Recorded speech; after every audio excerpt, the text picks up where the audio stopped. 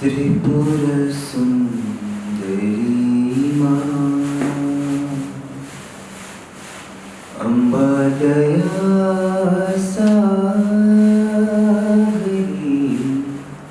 Ma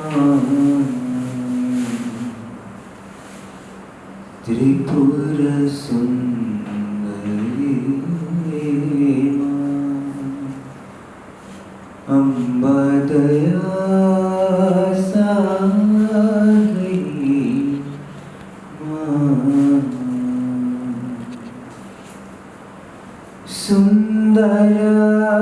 Sundaravadani Ma Amba Suguna Manohari Ma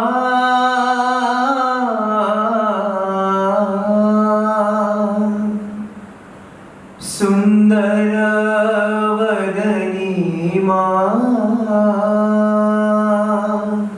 Amba Suguna Manohari Ma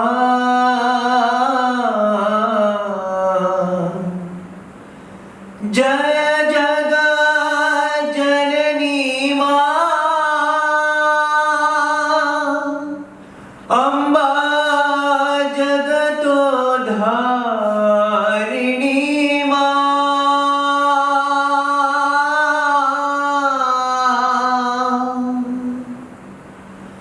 Jaya Jaga Janani Ma Amba Jagato Dharini Ma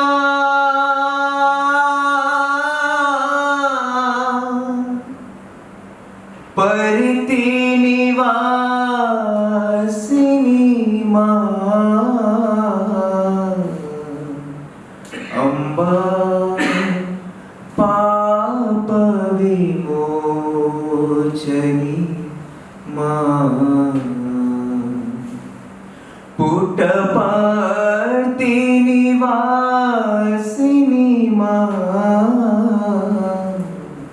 Amba Papa Vimochani Ma Tripura Sundari Ma Amba Daya Sagari Ma.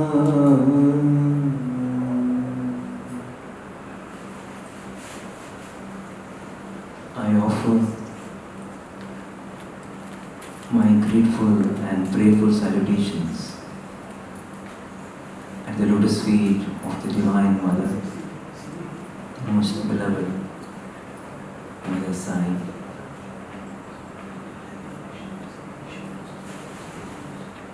Most dear brothers and sisters in this beautiful island, which has so many beautiful hearts seeking out, soaking themselves in love with Bhagwan. I could not help but sing the Devi Bhajan because we entered this Kali Amma temple and you cannot not be touched by the vibrations of the place. You know, when Bhagwan left the physical form, I was wondering how will things run in Prashantinilayam? Will anyone stay back still in Puttaparthi? I stayed back in Puttaparthi because I thought I will always have darshan of Bhagwan. That was the only motivation, only goal. When I was doing my 11th class and 12th class, the only sole aim of goal was that I have to get good grades so that I can get into the bachelor's program. And once you're in the bachelor's program, the only intention in life was to get good grades and have a low grade all the time, because if any time Swami asks you what is your grade, you should give out a low grade and Swami should be very happy and he should give you a Parnavaskar, which happened also many times. So, and as you're doing your graduation, The only aim of life was that somehow you have to get into the master's program. So if you're doing commerce, you get into MBA. If you're doing sciences, you get into the master's program. So that was sort of. I actually never thought of life beyond that, frankly. So only it was that I have to get. So that two more years to stay, and to really share with you, when I finished MBA, actually I felt very empty in life because I didn't know what else to do in life. Because every time you're thinking, okay, 2 more years, now I don't know what else to do. Like, I just felt like everything is done, like everything that I wanted to do in life is over actually. We felt very empty actually because nothing really to look forward to, and I had always thought that I will stay there. Somehow that was very settled in the mind that I will stay there. Because when I joined the school there, looking at the dedication of the teachers, there were PhD teachers who had done their PhDs, teachers who were gold medalists and who had just been there, dedicated their life to, raise little ones like us in our 11th class, 12th class. So it was very, very inspiring for me to see that, someone can be so accomplished, yet be so sacrificing and so committed to making others' life better. So that was again something I felt it's amazing. I mean, you can go out and earn 3 lakhs of rupees, or you can just earn 3,000 rupees and ensure that I will bring up 300 kids who can earn 3 lakh rupees and live happily. So it was a very, very, even at that impressionable age, it was something which touched me very deep. Apart from that, of course, there were those moments with Swami, and living with the avatar is, of course, there is no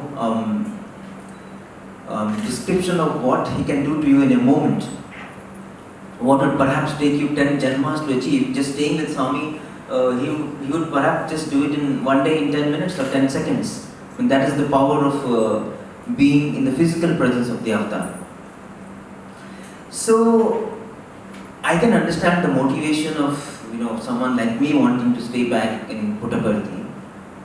And there were a lot of us. In fact, half of my class guys stayed back. So many joined the Bangalore hospital, and somebody joined Puttaparthi. It was really you don't want to miss the time with the avatar. And at that point in time, also the thought that used to always go in my mind was, okay, suppose I go out and I have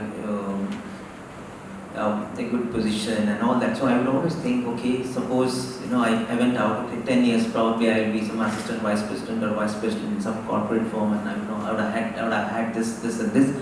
But can I trade that with one day with the avatar? I would always think, so I can't trade that with one day of the avatar. I would always think that, okay, that all that can wait, but I can't get this. So I can understand and relate to so many like me who wanted to stay back when Swami was there in the physical form.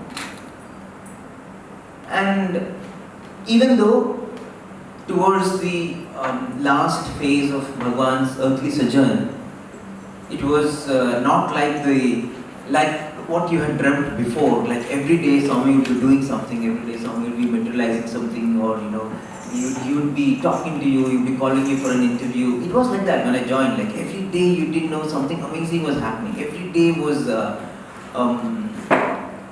something you had never anticipated. It's like looking at a baby. Suppose you have a little one, just an infant baby. You can actually look at the baby for hours, isn't it, without getting tired. Because it is just a very pure self. The baby will be absolutely unpredictable. You bring a toy and you dangle it in front of the baby will smile. A pet comes along, a cat comes along, the baby will play and smile. And sometimes if there is nothing also, the baby can just simply smile. And you can your world will be full of smiles, just see the baby simply smile. And I think that is the power of innocence, that is the power of purity, that is and the unpredictability. So you multiply all this, a million times, and that is what is Swami, because he's that absolute pure self, he's that absolute innocent self. And every second you don't know what is going to do. You might have lived with Swami for 85 years, still you cannot predict what he's going to do tomorrow, what is going to do the next second. So it was always that exhilarating feeling. Every day you go to mandir, fresh. Every day you, yeah, okay.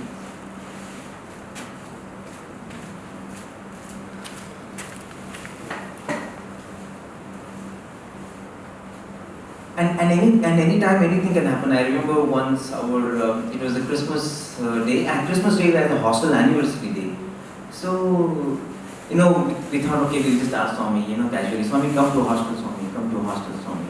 So we, the Christmas morning celebrations, carol singing and all over, and Swami said, please come, Swami, please come. And generally what would happen is, you tell Swami, please, Swami, please, Swami, Swami will tell, no, why? Swami, please, why, what will you do if I come? Then, Swami, we have made this song, Swami, we have made this drama, Swami, please come, Swami. And then some days he would say, please, please, Swami, please, Swami. You please Swami, then Swami will come. You would play with the word. You please Swami, then Swami will come. And then some other days, no, nobody has invited me and all that. You give always funny excuses. The warden has not told me. The vice chancellor has not told me. No, hostel warden has to call me. All that you would give, 101 reasons why he cannot come. And he would just start that process, So we would start. So then our sadhana will start. Then you start writing letters to Swami, and you start to do your cards to Swami. It's very easy for me to relate to the Gopikas and Gopalas of Vrindavan. Actually, if you have been in the hostel, because what were the Gopikas and Gopalas were doing? When Krishna was there in the midst, so everyone was trying to do what else I can do to get Krishna's attention. So a Gopika will think, okay, can I make my hair like this? Try a new hairdo so that Krishna will look at me, or wear a new dress so that Krishna will look at me, or maybe I can paint so that Krishna will look at me, or maybe I will sing, Krishna will look at me, maybe I will draw something, Krishna will look at me, maybe I will dance, maybe I'll get a peacock, maybe something. So every person is all the time thinking, what can I do to get Krishna's attention? Maybe I will wear my big today, Krishna will see me. All weird things you will do because you want to attract Krishna's attention. So same thing will happen when you are with Bhagwan in the hostel. So every student is all the time thinking, what else can I do? Can I chant Vedam? Okay, if I chant Vedam, then maybe on festival days you have the opportunity to stand next to Swami and chant. So I have one Pad Namaskaram. Can I sing? Yeah, if I learn to sing, then I can sit in the front every day. Bhajan group always sits in the front. Can I run? Can I, maybe I'll become an athletic, so at least during the sports meet I get a chance so I can get one prize with Swami. Can I paint? So maybe I can make some cards and give to Swami. Can I make cakes so that I can make cakes and give to Swami during festivals? So can I, to play an instrument so that, there is a music program I can. So everyone is all the time thinking, what else can I do? What can I do so that I can get a moment with Swami. So that is the whole competition is only this, it's a competition of prayer. It's a competition of whose prayer Swami gets touched. So that is how it is in the hostel. So that's what the avatar does. The avatar can just he can have university students just be mad like that for God. I remember there was one instance in Vrindavan where Swami had not spoken to students for some time, and you had so in Vrindavan you have Swami's residence. It's called Trai Vrindavan, Bhagwan's residence there. And in Trai, Swami used to have what is called Trai sessions. So he would call after the evening bhajans, he would call all the students, and it would be a very, very informal session. There would be Swami's jhula there, and Swami would sit there, and about 200-300 boys would be all cramped into that space with Swami. You actually, literally, the guy who's sitting in the front, when Swami comes and sits on the jhula, he can actually push the footstool back and he can have Swami's, feet on his lap. That's how it used to be. The first row will just have Swami's feet on their lap, and then so it was that kind of an intimate moments with Swami. And there was one, and everyone, would be just waiting. Okay, there is something very humorous. One thing happened once. So there was this guy, every time you're just waiting to be 1.1. So that you can sit there. So one day, so there was this boy who, after he came from college, that day Swami came out early. So after he came from college, he didn't have time to even visit, go for a wash or keep his books because Swami has already come. So, he was a little late in the college, and so he just came and sat in the lines. In the hostel you have lines. So he got into the lines. And after the lines, as soon as the lines was done, there was no time for him to go back to his room or wash up. So he immediately, the lines left, and he was the first line. He got lottery, so he went to the bhajan hall.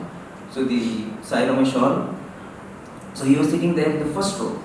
And now he's sitting in the first row and he thought, okay, now I will go. And now that my place is fixed, now I'll go to the hostel, wash up and come. And then that day he sat there and songs started coming. Then the music started. So he could not go. So he's like now sitting 1.1, doesn't want to miss the chance. And anyway he cannot go now because Swami is already coming. So Swami came and so bhajans were going on. And now he thought, okay, after the bhajans, there will be always a few minutes when Swami calls the boys to go inside. So that day, Swami went after the Aarti was done, and even before they could realize, there was a call.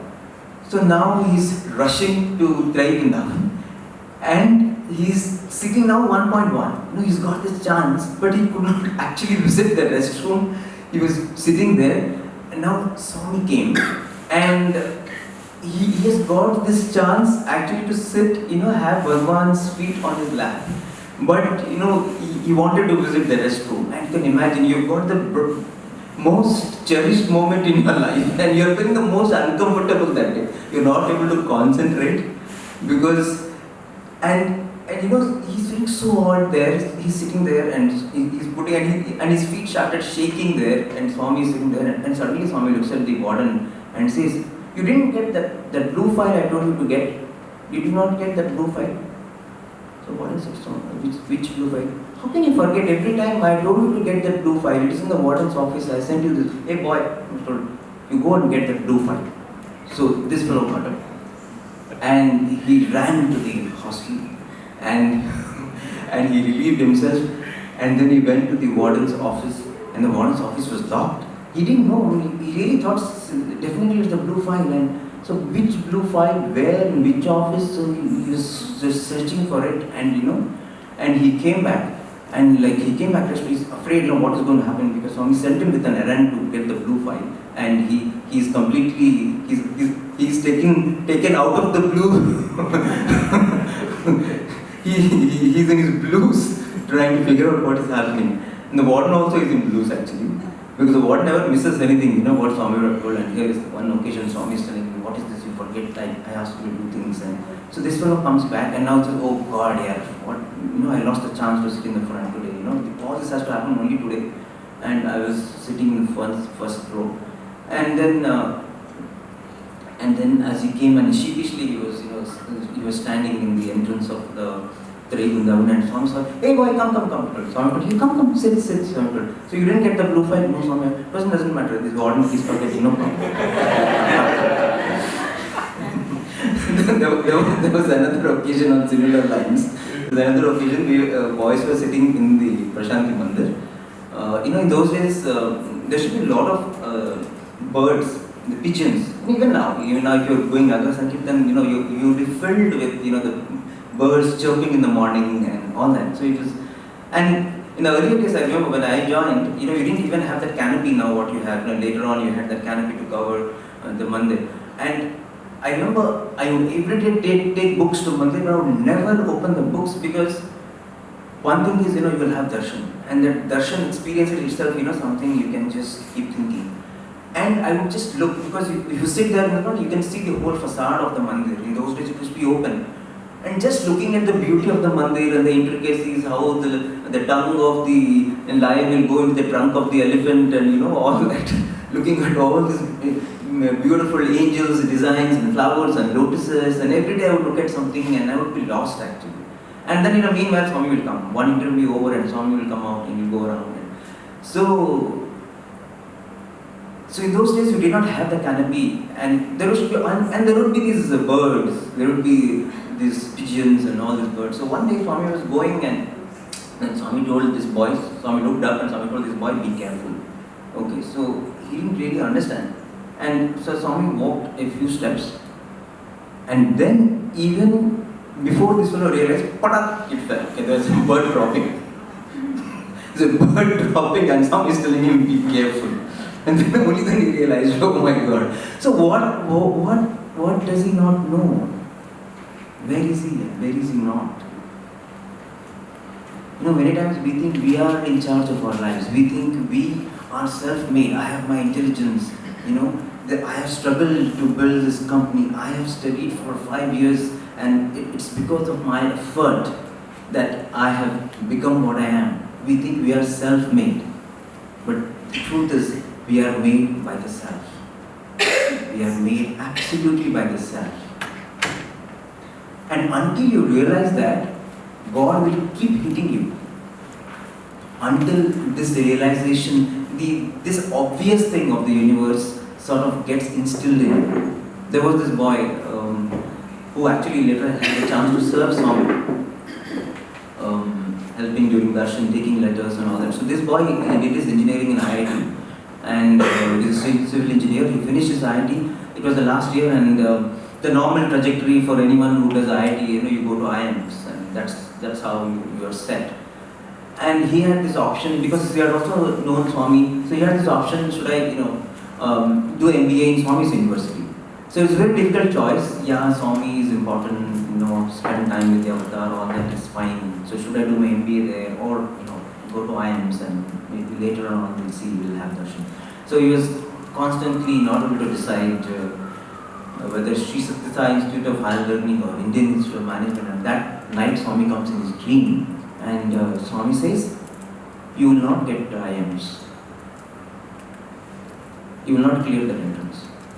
And he gets up with a start and he says, how can it be? How can Swami say that, I will not clear IIMs? I will prove it to Swami that I can clear IIMs. I am an intelligent guy. I have done IIT. Why can't I crack the IIM entrance? How can Swami say that I cannot do it? It was like, he felt like someone was challenging his intellectual capabilities. And he just said, I will prove it to Swami. And so he applied for the entrance, and so in those days, I guess it's the same now also, your examination centers are spread all over the country. The IIM examination centers, and his was somewhere in Andhra. And when he went there and landed there, he realized that it was a women's college. And it doesn't matter, he went to the hall, and there were 5-10 minutes left for the examination to begin. And suddenly, he has this urge to visit the restroom. And it is such a terrible urge, he can't even understand how it happened suddenly. And he's not able to concentrate, so he comes out of the room, and he feels so shy to even ask anyone because it's a women's college. And he just goes inside again. His mind is absolute chaos, and he's not able to write anything. He just does something, and half an hour he comes out of the hall. Ultimately, he joins Swami's college. So what I'm trying to say is, at many point in time, many times we think that we are what we are because of what we have made out of ourselves. But what we don't realize is, for that one thing to happen in our life, Swami has worked behind the scenes. The universe has worked behind the scenes to arrange another 99 things. Otherwise that thing would not have happened. If I am here today, sitting in Singapore and talking, it is because, first of all, so many people at so many levels had to permit me to go out of the country, and so many permissions had to be got, and then you had so many people who want me to go, so many people don't want me to go, so many people very happy if I don't go, so many people very happy if I go. So all those things the universe has to balance, and then finally you come, so I have to go to Singapore, I have to go to India. At any point in time, anything could have happened. So many things we just take it for granted.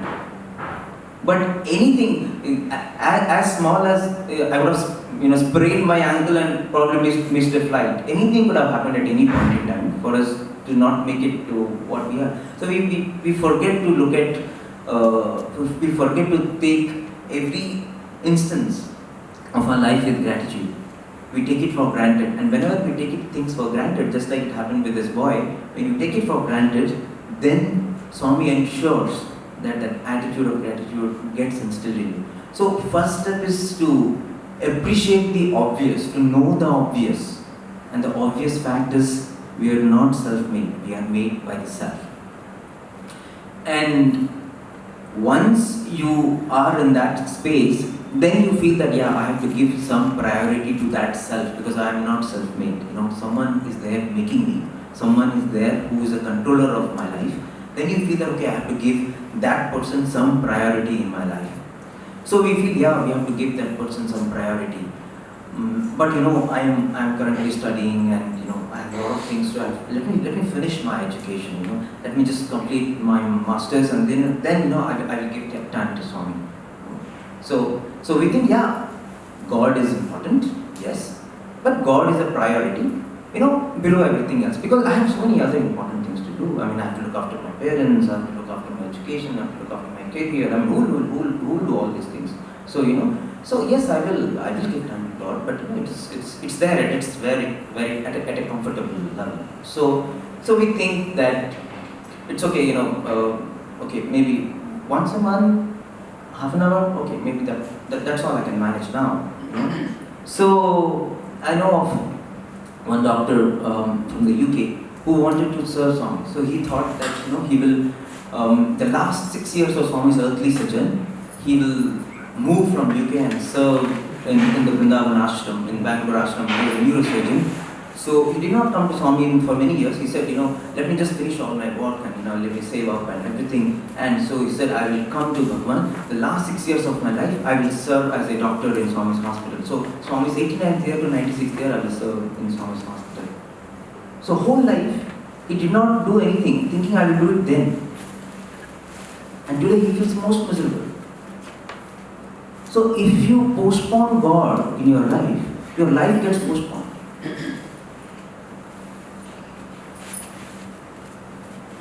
There was this person, Mr. Rama Brahman, who used to serve Bhagwan in the Vrindavan ashram for many years. He was someone who actually was there right from the inception. His story is fantastic. But I just take one instance. So there was this occasion when Swami asked Rama Brahman, Swami calls Rama Brahman. So he was there in the kitchen looking after something. So he comes to Bhagwan quite immediately, but he was holding a water jug. So he just went and kept the water jug back in the kitchen and went to Swami's presence. And he said, yes, Swami, you called? Swami said, no, I called you then, not now. So he was really taken aback. And a few days later, he was in the fields where he was looking after a lot of cultivation that was happening in Vrindavan. And Swami asked him to give prasadam to all the workers there. So he went there, he distributed the prasadam, and as he was coming back, because Swami was calling him, he misstepped, and there was a bit of a small hole in the ground. It's like the football field. So he was about to fall, but somehow he was able to manage himself, and he came to Swami's presence. And then Swami said, did you give the prasadam? Yes, Swami. How did you come? I said, Swami, I came running, Swami. Swami said, see, when you fell, now, I was there at that millisecond to lift you up. You didn't even realize. But when I call you, you happily take 2 minutes to come. So,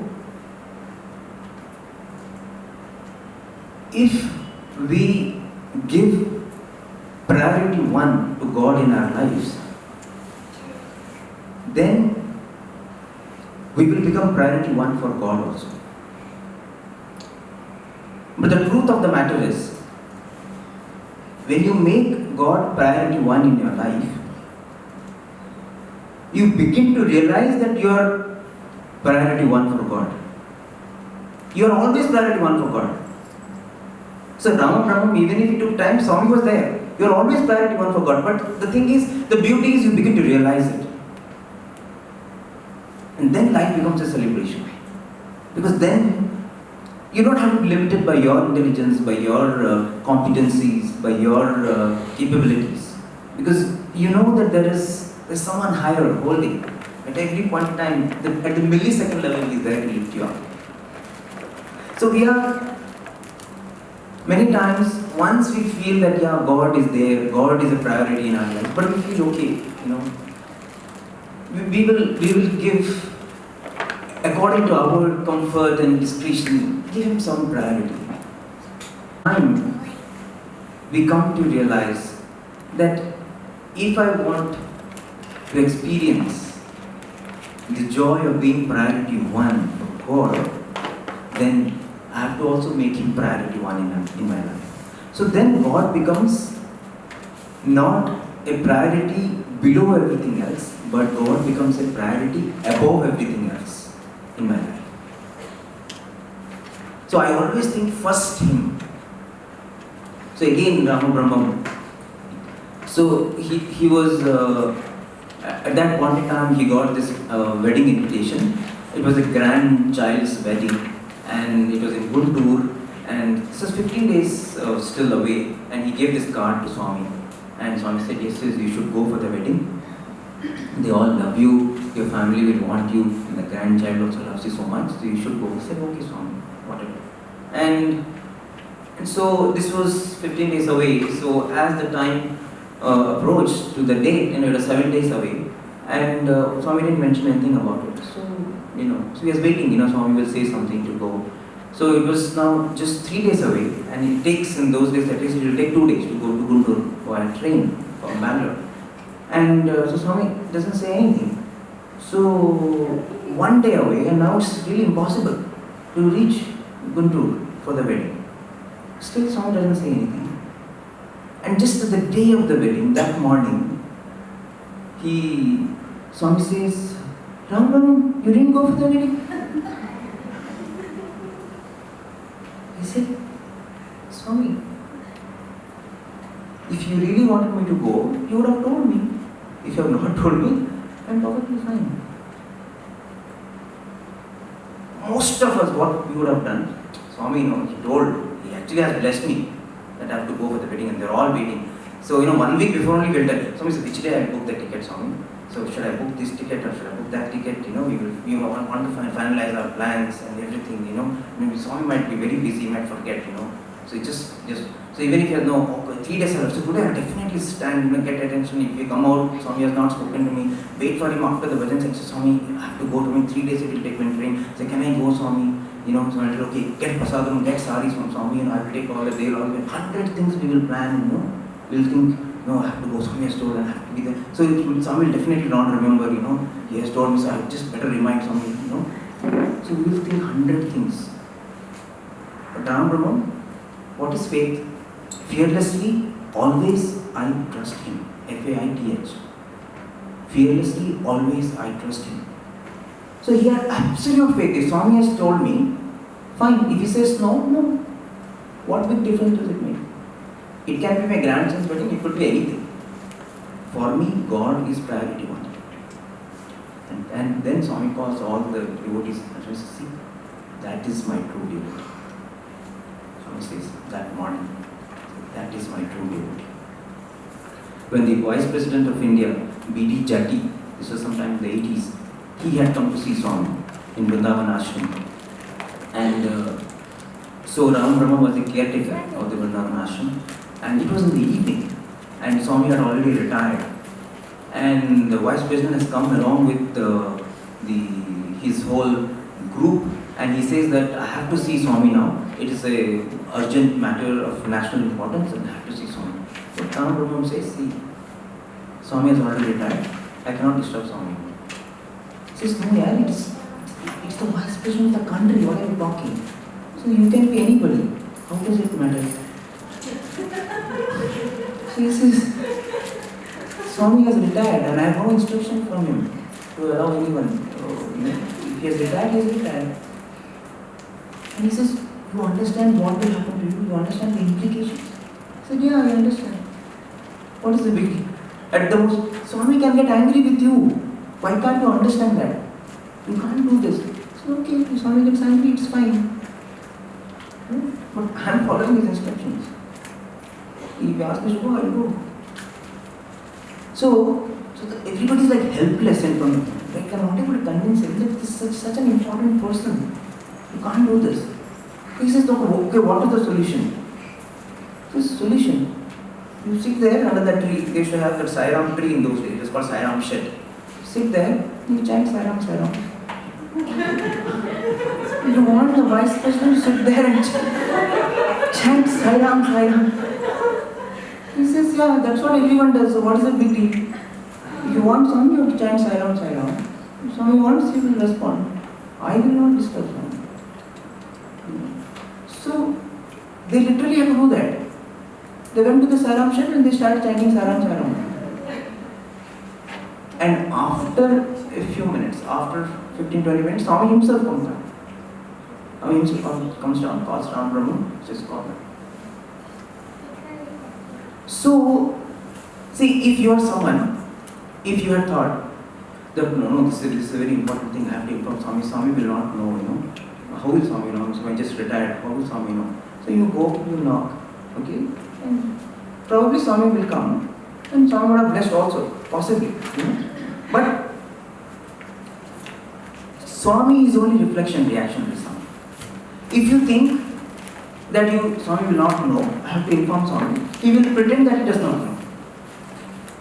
And you will be satisfied with that feeling that, yeah, Swami does not know. And you will feel that every time I have to inform Swami, how will Swami know?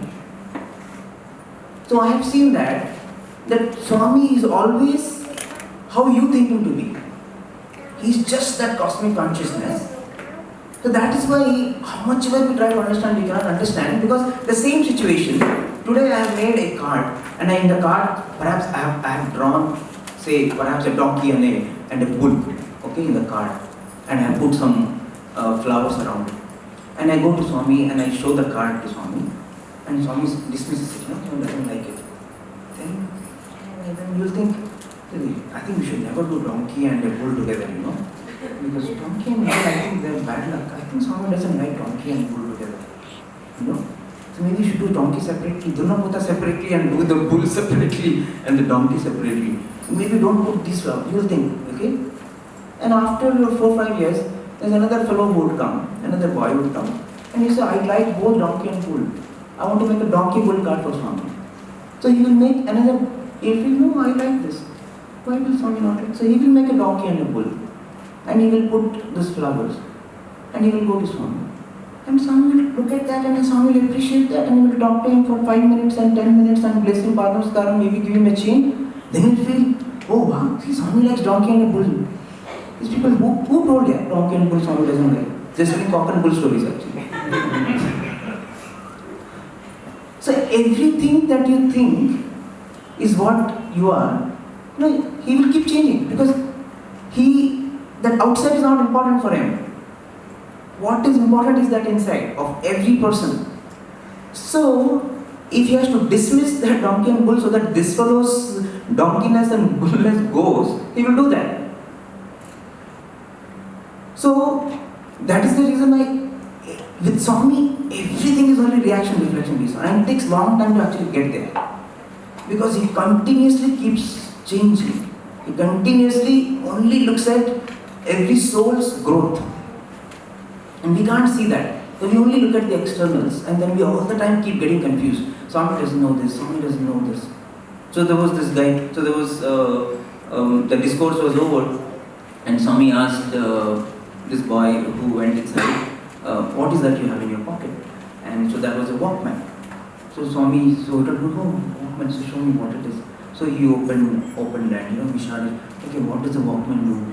And Swami, in the Walkman, Swami, you can put the cassette, Swami, and then what will happen? Swami, you can press, and then what will happen? Swami, then songs, you can play the songs, and then what else can you do? And Swami, you can actually rewind, and you can forward, and you can, what else can you do? Swami, we can press record, we'll record, what else can you do? So that boy was trying to explain every function of what the Walkman can do. And then it came to a point where he could not explain anything more. Everything that he knew about the Walkman he had exhausted. And then Swami said, why did you get this? Who gave you this? So Swami, this teacher. Why did you accept something from that teacher? When I am there to give you, why did you bring it? If you need something, why are you asking someone else? I am there, no? You can ask me. Don't ask anyone else. And then Swami waves his hand and he creates a Walkman. The same brand, same make. So if you think he doesn't know, he doesn't know. If you think he knows, he knows. If you think he absolutely knows every millisecond of my life, he absolutely knows every millisecond of my life. So everyone's experience is how much we can grasp.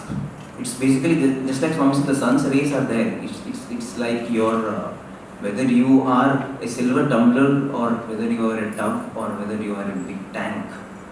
It all depends on how much broadening of our heart that we have to receive the grace. So there comes to a time in our life when we want to make God, we realize that we have to give Him priority. We realize, no, we can give Him priority, but we cannot give Him above everything else. Then there comes a time when you feel, no, I have to give God priority one in my life. I remember so many instances. So there is this person who is in charge of all Sevadar from Madhya Pradesh. And so every 6 months, 15 days, he would be in Prashant Nilayam, looking after the logistics and distribution of work of all the Sevadars. Prashant Nilayam runs because there are Sevadars, 800 to 1000 Sevadars come from all over the country, just serving voluntarily, and it's been happening for so many years now. That has never stopped. And he would do this very passionately, and I had gone to Indore, I visited him, and one day casually he was driving me around and I was talking to him. And I asked him, every 6 months you just take off like 15 days from your office, from a factory. He has a very good factory, his engineering factory, about 3 crores minimum, I think is the turnover. And I said, how do you manage? He says, I'll tell you something, if I'm not there, no, the factory runs better. What do you mean? He said, yeah, that's what it is. See, he said, see, last time I went to Prushty, okay? Now there was this client, they wanted a particular equipment. So they gave the drawings. And before I left to Prushty, we had sort of finalized the drawings of the equipment. And still there was some work left, okay? So, but I had to go to Prushty, so I came. And when they called me up, I said, fine, whatever you guys have decided, go ahead, because we don't have time, we have to deliver the client on time. So go ahead and, make your stuff. So they finished making 200 pieces of that particular equipment. And so when he returned, to his utter shock, he found that the client has returned all those order. The 200 pieces were not accepted by the client because there was an engineering defect. And this guy was not there. And he could not, if he was there, definitely that would not have happened. So in his absence, somebody did not take care. And he was there in Prashanti doing service. And so obviously, if I had not gone to Prashanti, this loss would not have happened today. So, but he was like, okay, fine, whatever Swami wants. And he says, the next day, I got another order. Okay, and so this was an order of the similar equipment.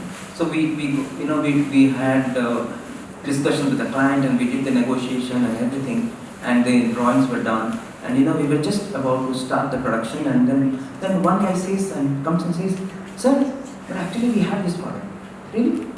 Yeah, actually all those 200 pieces, they match exactly with this actually. All the 200 which were defective are exactly the perfect ones what this other client wants. So he says, see, that's how it is, you think you are running the company. If you place God front in your life, you make Him priority in your life, do you ever think, can it ever happen that you will not be priority one for God? It can never happen.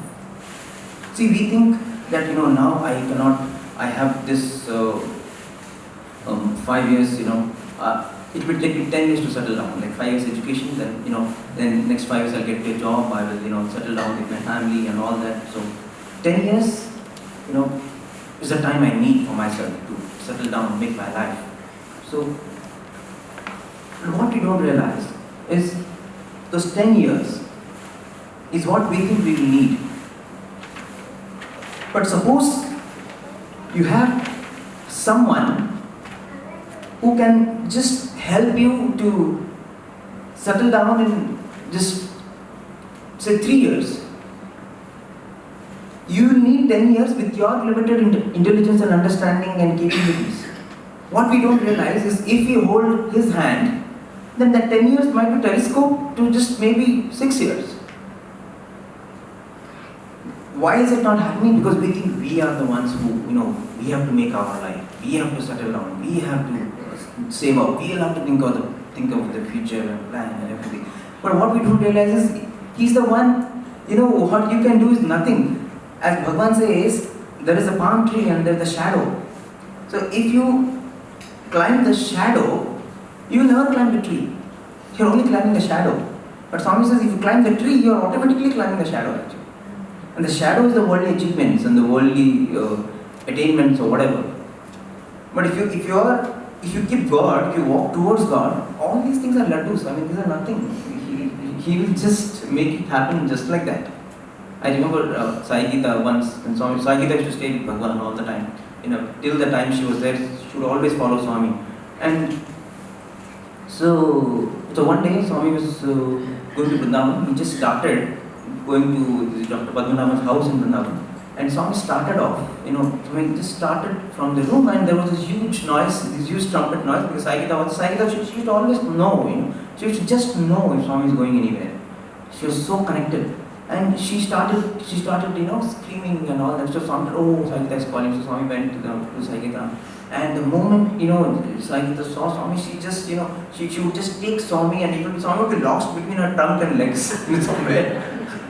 And she would be always so much of emotion, she would be just crying and crying, no Swami, you should not go, and Swami is telling, oh, allow me Sai Gita, I will come back, I'll just come back, just, no Swami. And Swami would be trying so much to, extricate himself, no Swami, Vidu Gita, Kannada Swami, Vidu, please allow me, no Swami. And Swami is like helpless. And then Swami says, okay, get some fruits, and so they'll try to get, some fruits and banana and apples. But she would not be interested. She would never be interested. I have seen that also. Actually, once I got so perturbed and actually very disturbed, because this was 2006 and Krishnastami, all the cows and Swami would feed all the cows and everything, and Sai Gita also come. And actually at that point, Swami was sitting on the wheelchair, and Swami is not really walking so much. And Sai Gita comes. And Swami is trying to feed. So Swami is giving apples and coconuts in the way. Sai Gita eats coconut, she will take the whole coconut, break the, in her mouth, she will break the outer skull and throw. That's how she eats.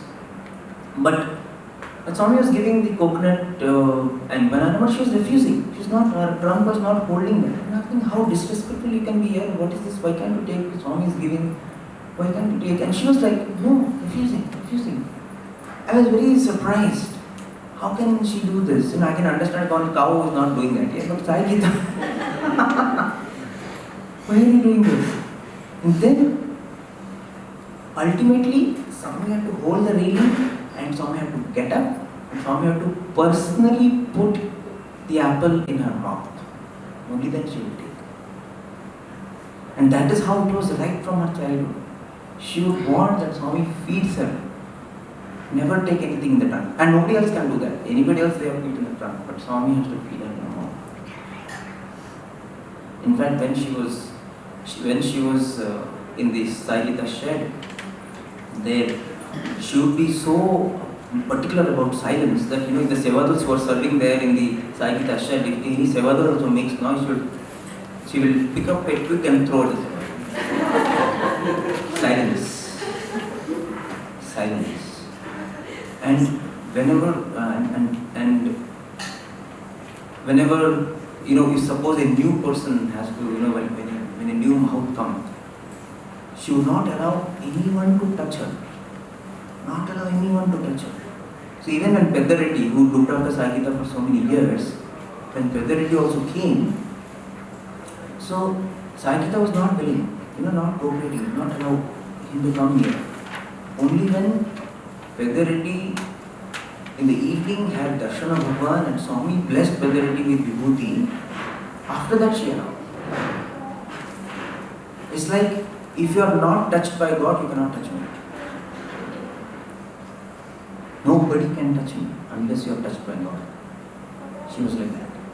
And every day, she would, and the moment they put haldi and kumkum on her feet, then that day she knows that today I'm going to Mandir. And that day she would like a bride, she would become full, she will be ready, and she will be any amount of decoration you can do to her. You can put all the carpets, sorry, not carpets, all the blankets. It's almost a carpet actually. So you can put all that on. And you should see her excitement when she has to go to Swami. And the love that Swami had also. If Swami, in those days, if Swami went to Bangalore, he would get something for Sai Gita. The first thing Swami got when the Vrindavan shops opened was the oil for Sai Gita.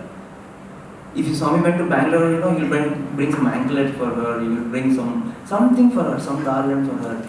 All her ornaments used to be in Swami's room, till the last. All her ornaments used to be in Swami's room. It was the 80th birthday celebrations. The whole world is converging there. There are so many things happening. And Swami wants to see how Sai Gita looked at it. So he just bring all the ornaments. So all the ornaments are brought, and Swami is seeing everything. And then Swami says that in one of the anklets, the belt, the way of anklet belt and all, there was so one of the ghungroos missing in that. So Swami says, no, this has to be back. So just a few days left. So the Devotees takes that and he gets it prepared. In the morning, birthday morning, when Swami comes, it's like the 80th birthday celebration. Okay? Swami is coming and Swami's attention is only on that. Has a ghungroo in her anklet, the ghungroo is there or not? If you are priority one, if you make God priority one in your mind, God will forget everything else. Doesn't matter to him. The whole world does not matter to him. You will always be priority one. And in fact, the last person whom Swami gave Padmasthana and spoke to is actually Devotees. Devotees' story also is very fantastic. But that day, I think it was the 25th of March, and Sai Gita had passed away. There was another little elephant who had just come, Satya Gita, and Swami blessed. As Swami was coming out to darshan, Satya Gita was there, and Swami went, Swami blessed, and Swami told Devotees, please go, take namaskar, last darshan, please go. He never understood, he thought that perhaps Swami does not want, this elephant to come every day, maybe he should come only on, this is the last time you can come like this on random days. Generally, they come on festival days. So he thought maybe that's what Swami is saying. But that is, only later he realized that that was the last, and the person whom he spoke to was Pedaredi. The last few words he spoken. Why? Because Pedaredi was someone who for 35 years, he was a postgraduate in physics, and he was teaching in a postgraduate institute in Orissa and in Sambalpur University. And after he came to know Bhagwan, he gave up everything. He came and he started serving in Prashant Nilayam. And for the initial few years, he served in the canteen, and then Swami asked him to look after Sai Gita. And as I told you, after he started serving Sai Gita, his whole day would be morning 4 o'clock. He would get up like 3:30 in the morning, serve in the canteen till early morning breakfast 6:30. Then he would take food for Sai Gita, go to the Sai Gita shed, give her bath and breakfast and everything, clean up the shed and everything, and then look after the fields there, because we used to grow many things.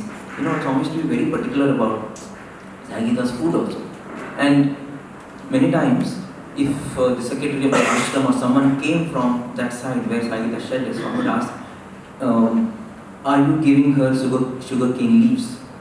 And if the person said no, and Swami said, what is service? When you know that she loves sugar cane leaves and she cannot speak and you cannot make arrangements to give that, then what is service? When you know that this is what the need is and that person cannot even express, and still you don't do, then what is the meaning of your service? So Pedaredi used to look after those fields there, and then so you would serve Sai Gita till 10:30, 11, then you would come back, serve in the canteen, then again go back in the evening and be with her. And Sai Gita was not allow anyone to come. It was only Pedaredi and Swami, not allow anyone to come. And so he would serve till 8:30, 9, and sometime in 2002, 2003, as he finished serving Sai Gita and as he was going, suddenly he heard this voice, someone calling out to him, and it was very soothing, very mellow and very warm voice. And so he looked and he could not find anyone, so he was wondering from where is this noise coming, this voice coming. And then what he sees is, when he looked in the direction of the voice, it was a bright light. Where Sai Gita was, it had actually become a bright light. And that light was speaking to him. And then that's when he started having conversations with Sai Gita.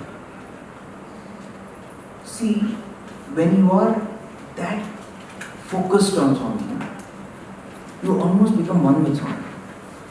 Because from that time Sai Gita came, she was so focused. There is this amazing instance of when Swami wanted to go to Vrindavan and nobody knew about it.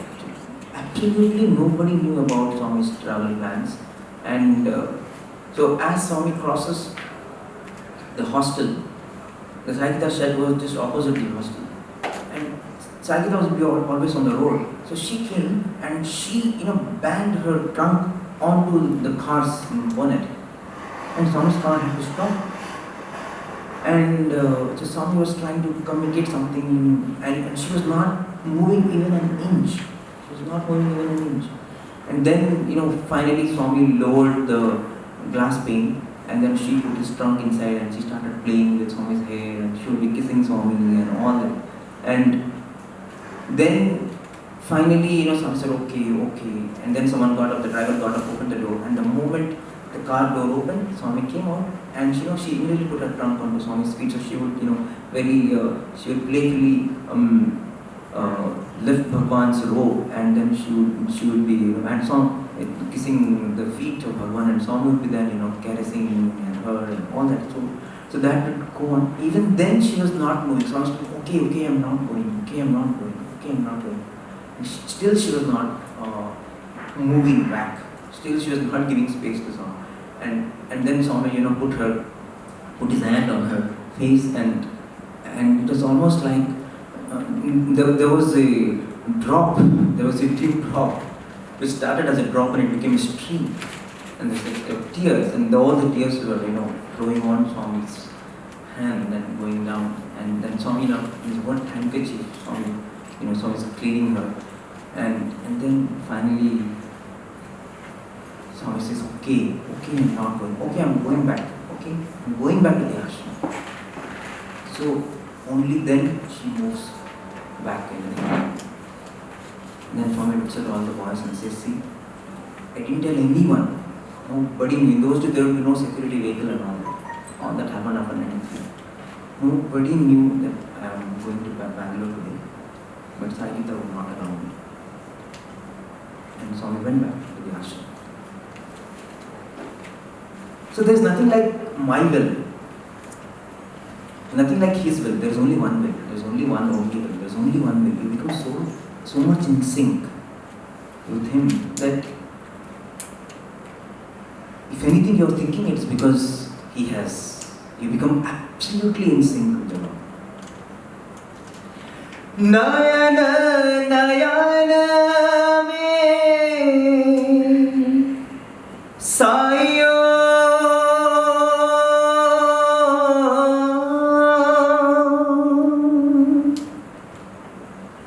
Janam Maran me Sayo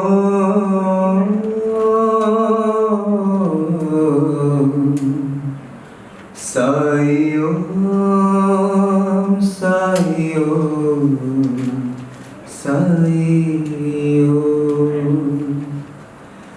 Tan man pran me sayo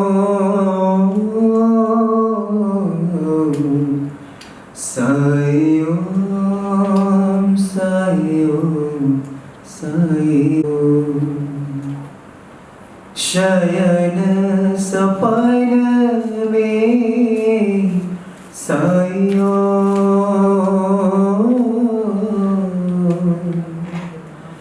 Gagan pavan Saiyo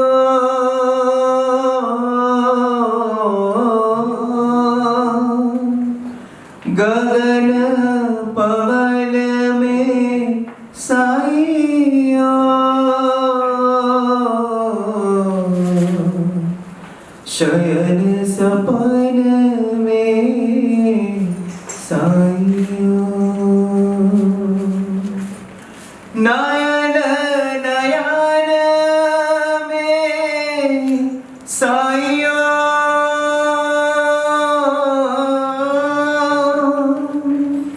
Nayana nayana mein Saiyo Janam maran mein Saiyo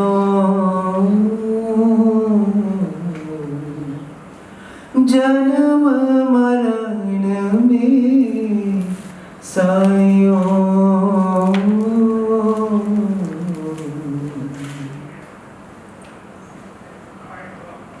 In the early days when Sayagita actually came,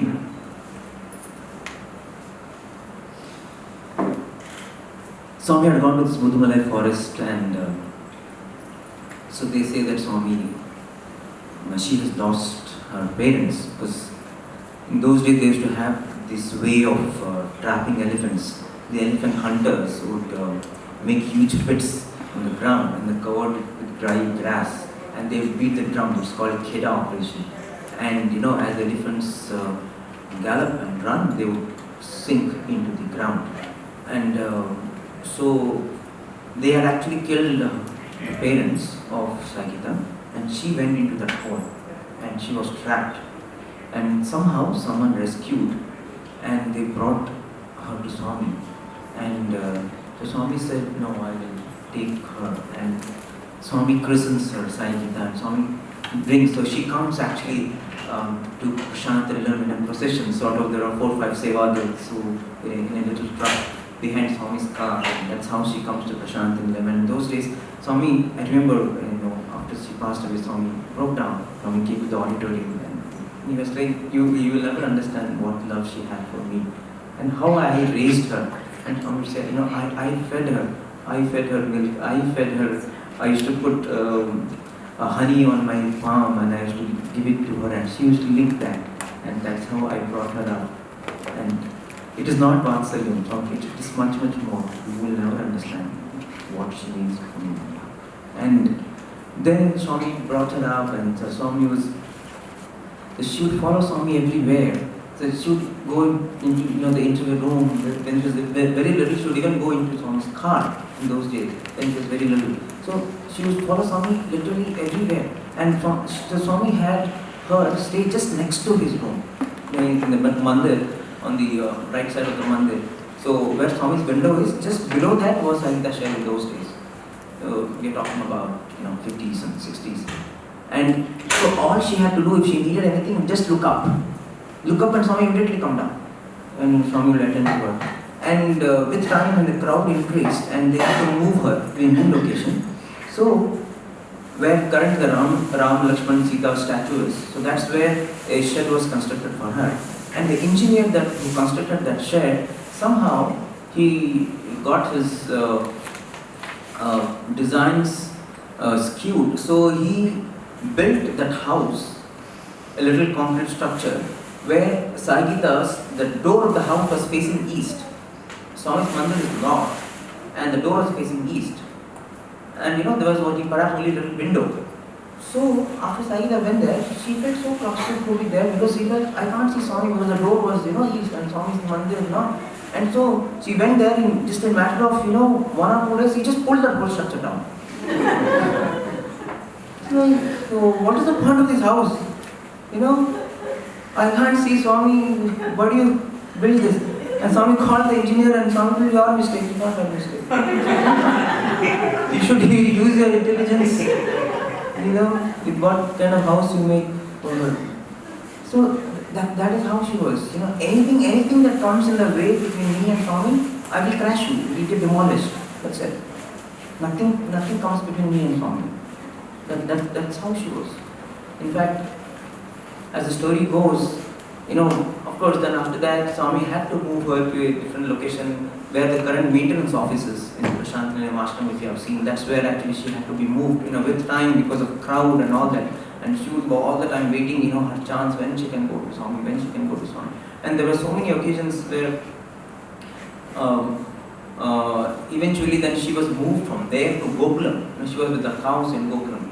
And one day, when Swami had gone, this is the 80s, and Swami had gone to see the construction work, 80s, early 80s was when all these buildings were coming up, all the primary school and high school.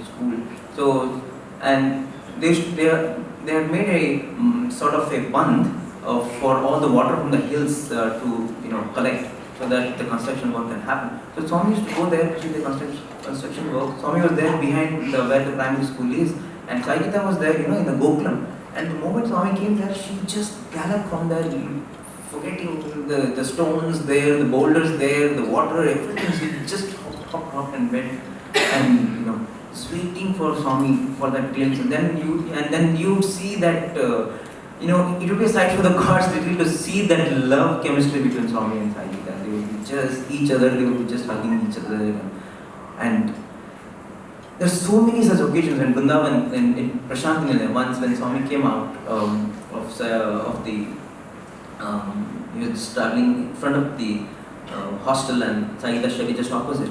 And one thing that used to happen with Saigita many times, even in Mandir, is when Swami comes and when Swami is with her, she would be so overwhelmed in her exuberance, emotional exuberance, she would actually start urinating.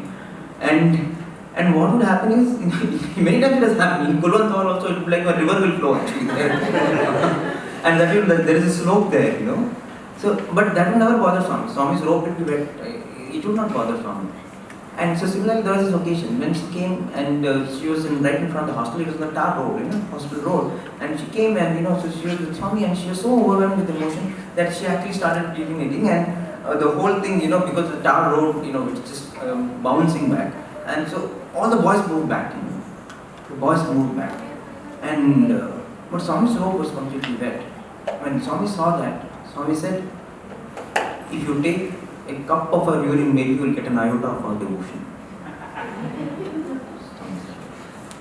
So that is how she was. I mean, when I have to think about God as priority, one, I always, it just comes to me as such a powerful reminder of that. You see life of Professor Kasturi, for example. We all know Professor Kasturi as someone who was a great devotee of Bhagwan, who wrote Swami's biography, who was the first postmaster, first secretary, first editor. He was looking after accommodation, he was looking after everything in Prashant Nilayam. In those days, the All India Radio today, what we hear on in national radio in India, the name Akashvani was given by Kasturi sir. He was such a great literator and a program producer, very creative person. And he comes to Prashant Nilayam and he does all kinds of jobs and everything. And every day he would give talks, and so there was nothing that Professor Kasturi was not involved. He was all in law, and plus the secretary, take instruction from Swami, translator of his discourses, writer of so many books, and but if you see the life of Professor Kasturi, so one evening he comes back from giving a talk, and his daughter says, "Father, what is the point of you giving, every day going and giving talks? What is happening to our family? Your wife is paralyzed for 11 years." And she was paralyzed for 11 years. My marriage has failed. Padma Kasturi's marriage had failed. Your sons, you lost your sons. He's one son of Professor Kasturi. He died when he was 20 something. Another son who was again brilliant literator, and together they used to do Sai Kathas. When Professor Kasturi was 80, that son was 60, and that son also passed. So she says, "Why are you doing all this? What is the point? Look at your own life. Your wife cannot move, I don't have a life, you've lost your children. Why are you doing all this? What's the point?" And anyone who sees Professor Kasturi will never ever even have an iota that this is what is going on in his life. Because you see anything about Professor Kasturi, you only remember the way lively they used to talk, the way he used to translate Swami discourses, and everyone who asked Professor Kasturi, a very nice man, very lovely man, very nice, very warm-hearted, very kind-hearted. Anyone I have spoken to, they only give me those images of Professor Kasturi. No one ever gives an image that, oh, Professor Kasturi had a very tough life, Nobody gives that image. And so is Padma Kasturi, she's still that way. She says, so I told him, why are you doing all this? Our life is in shambles. And he says, see, Padma, if Swami blesses another person, and if that other person is happy, I am happy. Why should I only think that Swami should do something for me, only then I will be happy?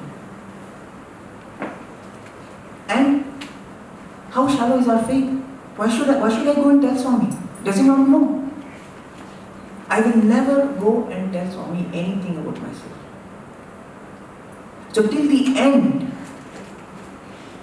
even though there are 4 tragedies in his life, he never went and told Swami anything about personal. See, that is what is a true devotee.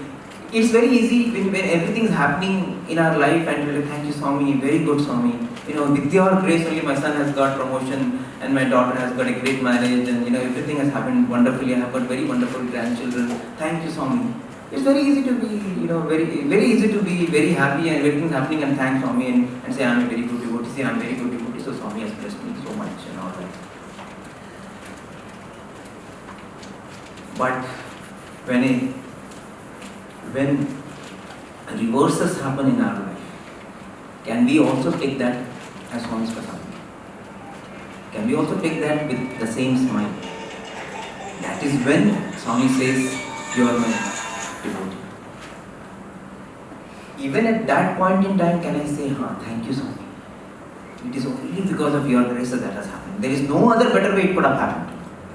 If this person has come into my life, it is only your grace that this person has come into my life. There is no other better way my life would have turned out to be today. I know you are there. If this instance, a particular thing has happened, which has broken me today, thank you Swami. Yes, this has broken me today. Yes, I know you are breaking me because you want to make me. Can we say at that point in time also, yes Swami, I love you. I love you because I know you are there with me. So Professor Kasturi, even at that point in time, never ever went, when he was talking to Swami 24 hours a day. Of 24 hours, probably he was spending 18 hours with Swami. One day he could have told Swami, please, my daughter Swami, my son Swami. Never told her. So, and look at the boom. Because he made God priority 1 in his life. When God decided that he will take birth again, he decided that he would make Kasturi the number 1 in the scheme of things. So Professor Kasturi Swami has declared, he will be the mother of brain science. Why? If you can make God really the priority 1 in your life, to the exclusion of everything else. We are not saying that you leave off everything else. You don't love this, don't love your spouse, don't love your children. No. Everybody is there. Everybody, you love everyone because you love Swami. Swami comes first. I love everyone because I love Swami. Because through them I am loving Swami. So only when we make him as just like the Nandi. That Nandi in Shiva temple is so focused on the Shiva that ultimately if you have to say any prayer to Shiva, also they say you say it through tell it in the ear of the Nandi, it will go straight, they say. If you have to have darshan, see within the horns of the Nandi. They say then you can have clear vision. It is always straight. So even a buffalo can become a carrier of God's message if the focus is so one-pointed. So, when you make God priority 1, there comes to a stage where God is not a priority in your life. God is everything in your life. So, even for Sai Gita, so towards the end, he was so evolved. It's literally the story of someone who was an animal who became a saint. An absolute communion with God because of that one pointedness. So, in 2003, when he started talking to Devotees, Sai Gita said, Swami is not going to walk again. Devotees now tells me actually. I interviewed him after the whole thing was over. He didn't reveal to me all this. I interviewed him once in 2007, he never revealed all this to me. He revealed to me only now. He said, that time itself I asked Sai Gita, will Swami walk again? She said, no. He's not going to walk. He's decided to go. So, and she said, I also don't want to be here. I cannot live to stay for even one day if Swami is not here. I can't live to see that day. And in 2007, I remember Swami had gone to Kodaikanal in the summer month, May, and suddenly we cut short the trip. Swami came back on 18th. He never does that, middle of May, and boys are not there. Parthi is deserted. But Swami suddenly came back. And as Swami came back, Swami stopped, and Sai Gita was there. And that was the only time Devotees says when he looked. When Swami was looking at Sai Gita and Sai Gita was looking at Swami, and that joy was not there. While going, Sai Gita had darshan, there was the joy. But this was the only time when both of them were looking at each other, and there was so much of sorrow, so much of pain. And then, of course, he goes, and then after the next day, she actually, even before that, 15 days before that, she had stopped taking food. She would just not want to eat anything. And Devotees every morning would come and take her to the place where there's a lot of sand, and she would be there, and then she would, for some reason, she would break the chains. On the 18th of May, she would just break the chains, and she would not want to be bound. She could have, she could break the chains any day. Anyone can break the chains, but she would never. But now she would not want to be bound. And Prushty wondered what is happening. And the next day, again he put her in chains, and she had broken the chains. And she would be just playing in the sand, and she would just put mud on her body. And on the 20th, and so when Prushty morning was giving her a bath and everything, and she was trying to lift her leg because she was telling she's having some pain. So as she was trying to lift her leg, and he was trying to help her, and she lost balance. She tried to do it second time, third time, she was not able to maintain balance, and finally she fell, as she was trying to lift her leg. And once she fell, she could not get up. And they were trying, so doctors came and all that, and there was nothing that they could do, and you can't lift her. It's like 100 tons. They really need to get a crane to, help her. They were trying to get a crane from Anandpur and all that. Finally, a crane came after 10-12 hours. And the doctors then, by the time, she was trying to get up and all that. And by the time it was evening, it was declared that, she's no more. And the message was sent to Swami, that Swami, she's not there anymore. Swami went to the kitchen, and Swami got a payasam made. And Swami told Satyajit to go and get it. And how do you tell Swami, she's no more? And how do you feed payasam to a dead being? But you can't tell that to Swami. So I says, no, give it to Swami. So they take the payasam, and he comes to the shed, and he gives it to Devotees, and both look at each other, not knowing what to do. And Devotees opens the mouth of Sai Gita, and she places this payasam inside, and to his amazement, he says, if a person is dead, nothing will go in, everything will come out actually. But the next morning, also when they see, her body is still supple. Body, generally, once the light goes, the body becomes stiff. And in animals, it happens even faster. But her body was still very supple, and till Swami came in the morning. Swami came 7 o'clock in the morning. And so Swami was, and I remember as soon as Swami came down the that scene is so vivid. He came down the car and he held on to Vedarity's hand. It's like two people sharing that sorrow. Both are crying. Swami is crying, Veddarity is crying. Swami is like, I've lost my devotee, I've lost my devotee, lost my devotee. And Veddarity also doesn't know what to do. He's crying. Swami goes and Swami creates vibhuti. Swami puts vibhuti on her. And Swami is like, Swami in a wheelchair, but he wants to like hug her. He wants to put himself above her. He wants to put vibhuti all over her.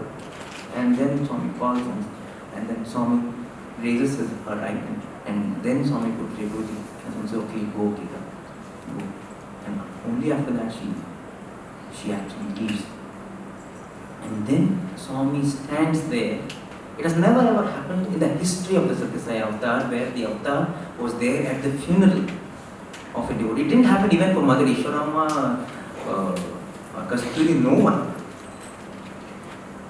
The only parallel I can think about is Rama and Jatayu. Jatayu falling and Rama offering during the final funeral rites, and the Swami was there. And the Swami stood there. I remember train was brought, they dug the hole, and Swami directed what all should go into vibhuti, kumkum, garland, sugarcane leaves, vibhuti, so many, everything that she liked and wanted. Personally, Swami wanted to be there. I think Swami is very hot. Like Swami has been there for 4 hours now. From morning 7 o'clock till 11 o'clock he's been there. But he wants to be involved in every part of that ceremony. And they're telling Swami, it's so hot now, you can go. He says, no. And then Swami goes to Mandir, Swami calls Veddarity. And from his room he gives her jewels, and then he gives new clothes to Veddarity, you wear this. And he comes back. In 10-15 minutes he comes to Veddarity, you have a shower and wear the new clothes and you come and we go.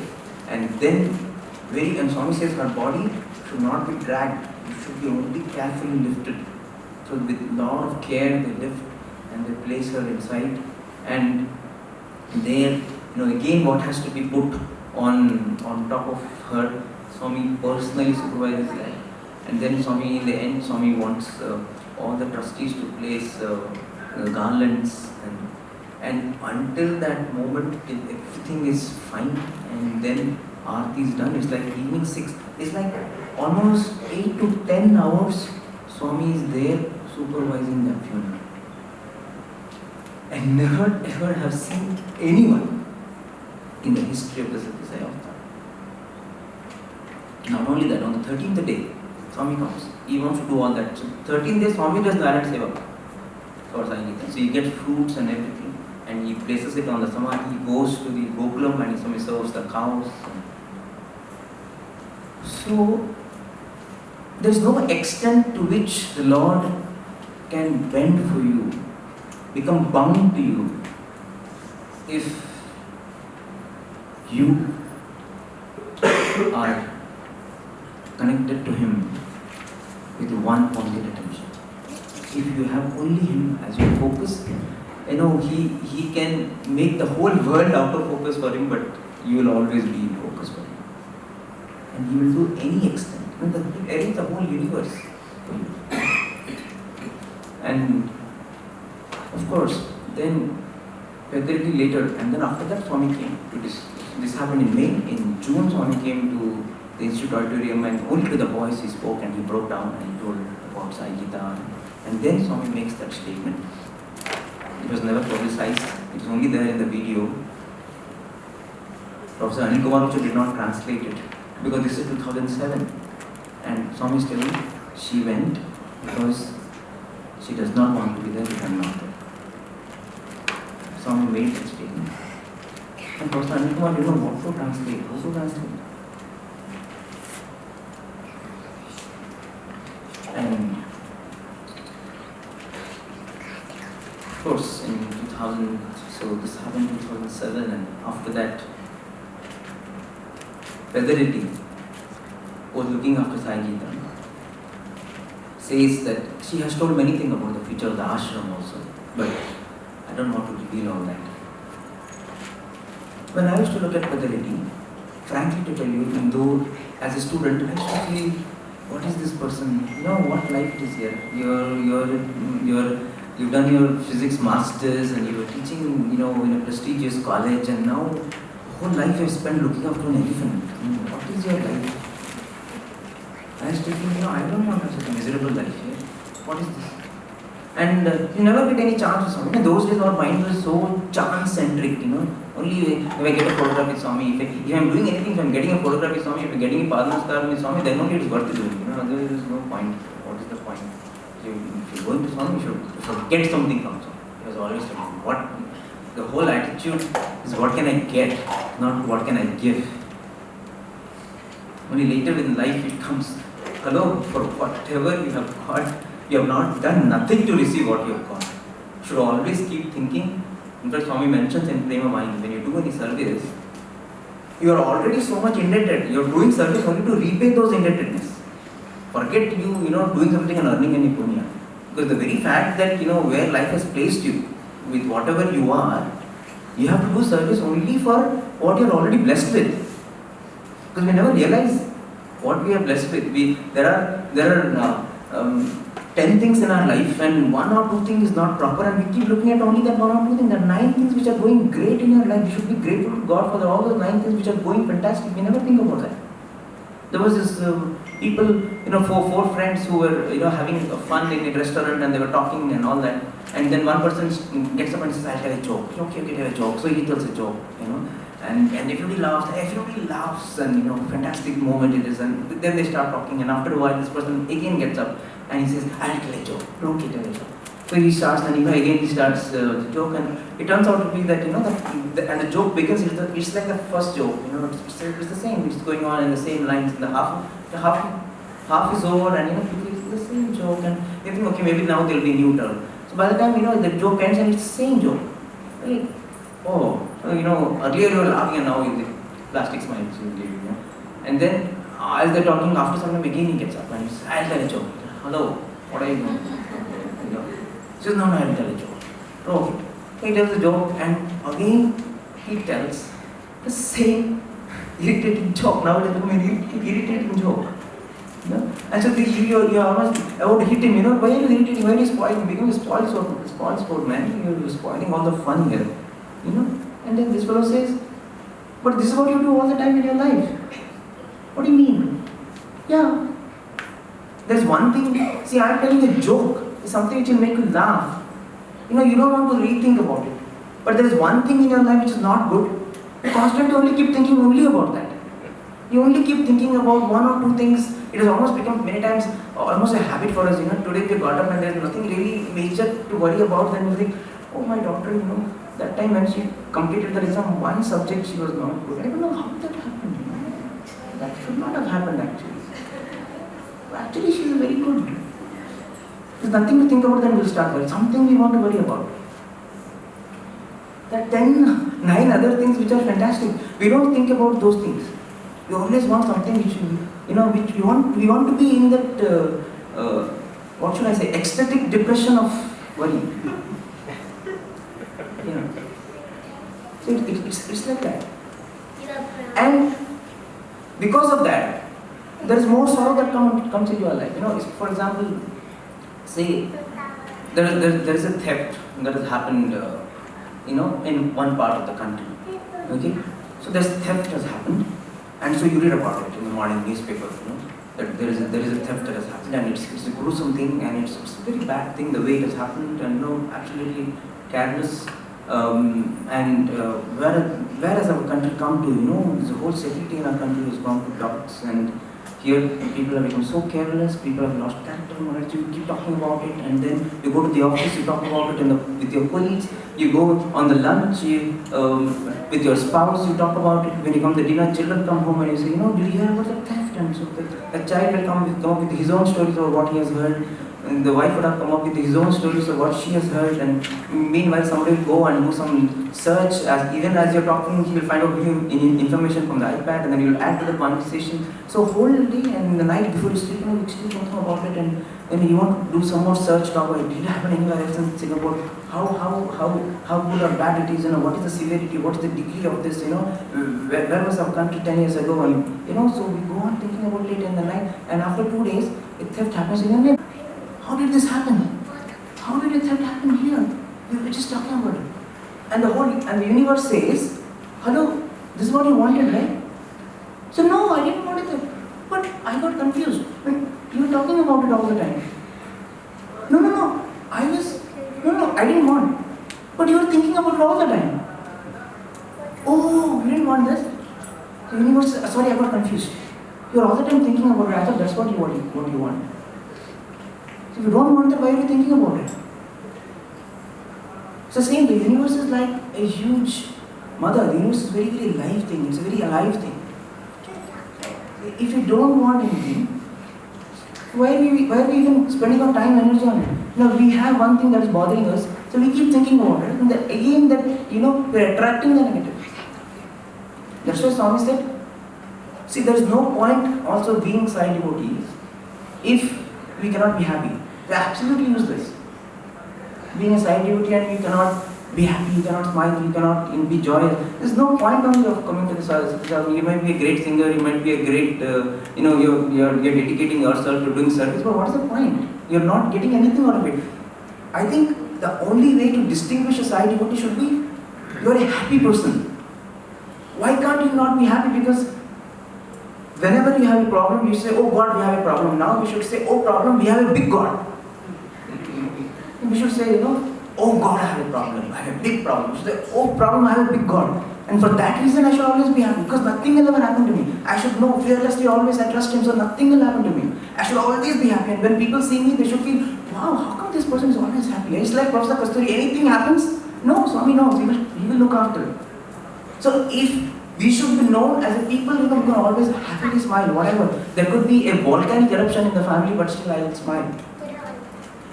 And people should feel, oh, how come these people are like that? Yeah? I think that is the best way we can make Swami happy. When Swami sees that this person goes every day, does Narasankirtan also, evening seva also, but always he's worried, always. What is the point? Swami feels, I have not achieved anything with this fellow. I don't know what I have to do. So he has to do something now.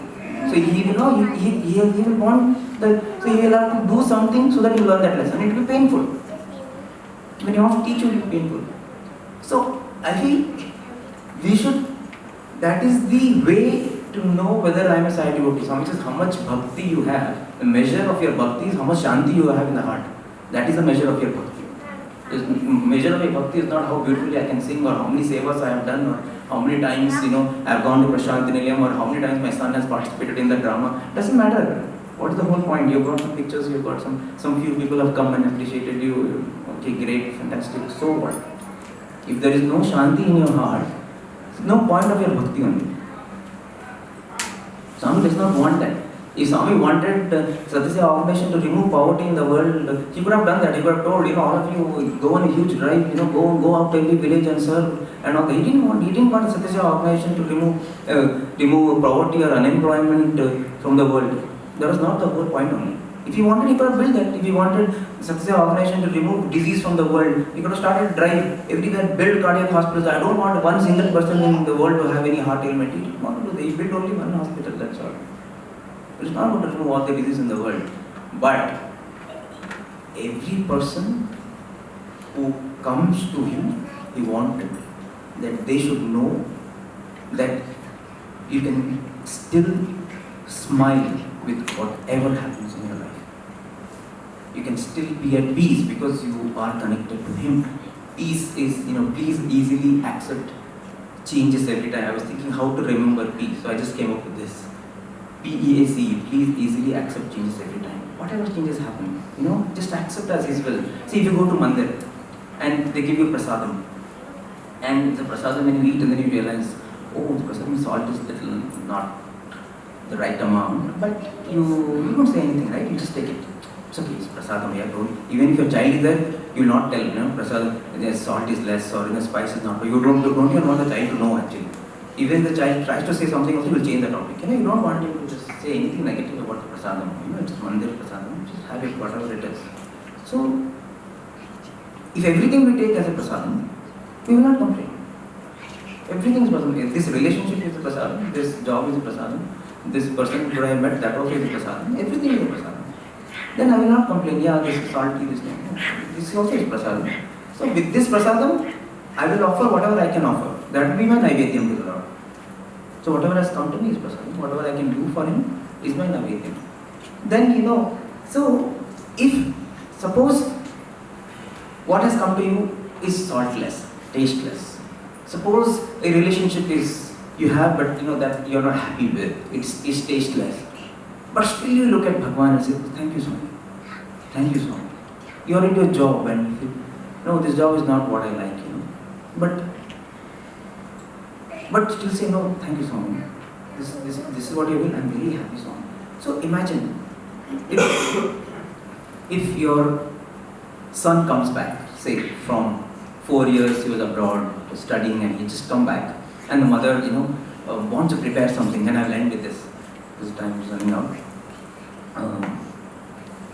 The mother prepares something, he knows that this is the dish that the son likes very much, and so you want to prepare that, you want to see the joy of him eating that, so the mother is fully excited from the morning, she's stopped all the other work and she wants to make this one thing nicely, so she prepared all that, and the son came, he showered, and started for breakfast, and the mother served, and this fellow had this dish, and was so happy, so tasty, so because he says, Mom, thank you so much.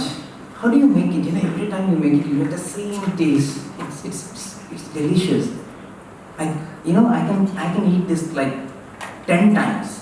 I can eat the whole day. It's amazing. It feels so fantastic. Mom, thank you so much. And mom is like so happy just to see him eating. Mother, he was come, no, you just eat. She's just very happy seeing this fellow eat. And the joy is like, that itself feels such strong. That whole work, whatever 2-3 hours she spent is like from fulfillment. And she says, Mom, I'm feeling so happy. I'm back at home. I'm with you. I missed you so much. 4 years, all that. I'm very happy. And then he goes to his room, and the mother then, says, the mother, a little bit is there, so mother has that. And then mother has that for something. And then she starts. As she eats, tears roll down her cheeks. Because that dish had no salt. It was tasteless.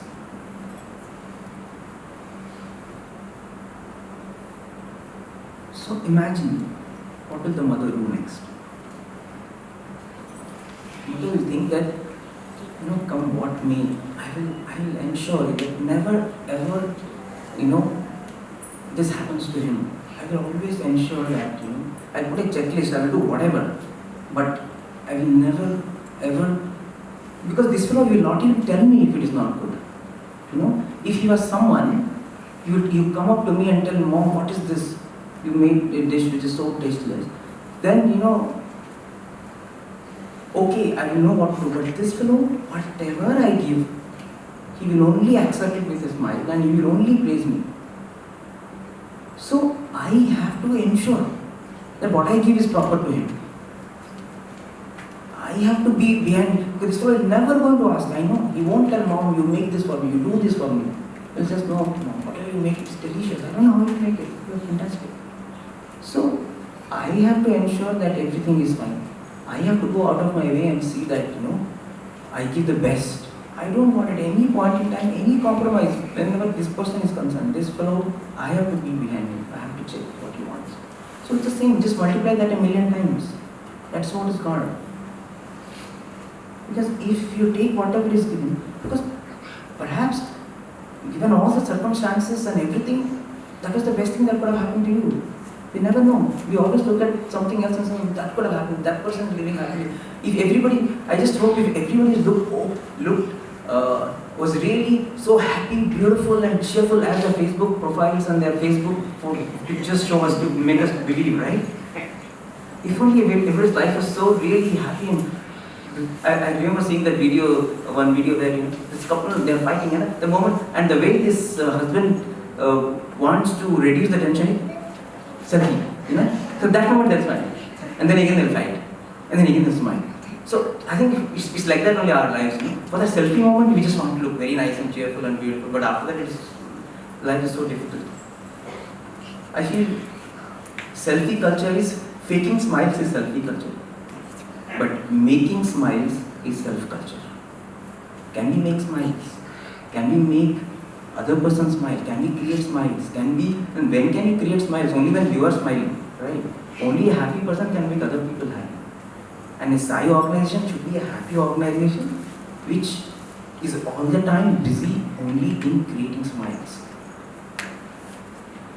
So our self-culture is nothing. Self-culture is always smiling, knowing that we have smile, we have Sai with us, and Sai with us, so we can go miles and miles with smiles, happy.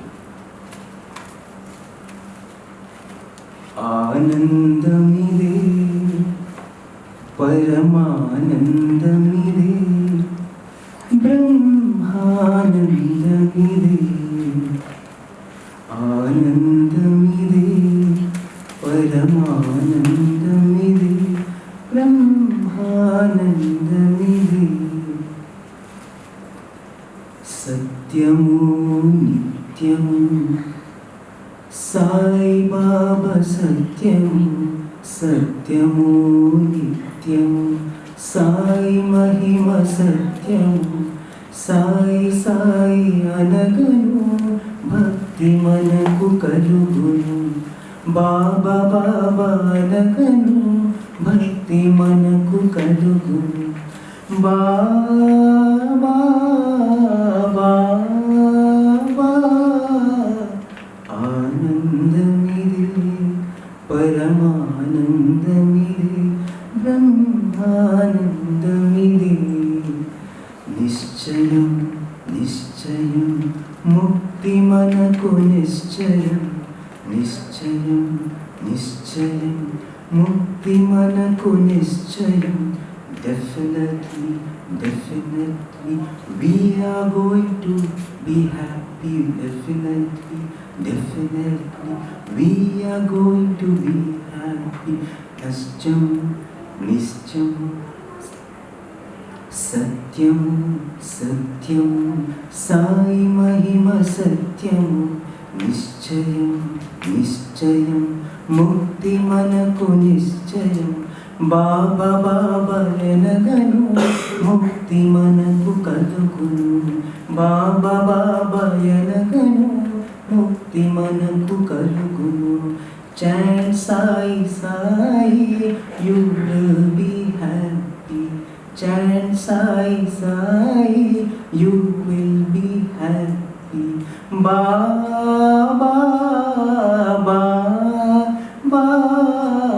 Anandamide, Paramanandamide, Brahmanandamide, Anandamide, Paramanandamide, Brahmanandamide. Swami used to sing this in the early days, in Chitravati days. So, well, I can go on, but I think it would be nice if we have some, probably instead of me being speaking, it's better we have some interaction. Anything you would like to know about Prashanti or about Swami, about Puttaparthi, about anything that will make you feel better. Yeah, whatever extent we'll be happy to share my thoughts. I have to ask you this question. Swami's rules for teachers is it has two rules. Like first, be a good teacher. Rule number two, see rule number one. I think everybody knows that. Now, what does Swami actually define as a teacher? Be a good teacher. I mean, I want you to elaborate on that. Yeah. I think there is this quotation about a good teacher, an average teacher, an excellent teacher, and an enlightened teacher.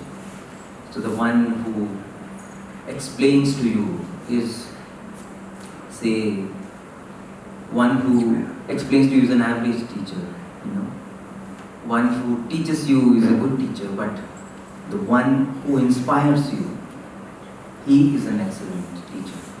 And the one who elevates you is the enlightened teacher. Just by being in the presence of that teacher, you feel elevated. But at least we can reach the stage where we inspire. Before we expire, the only thing we should do is we inspire.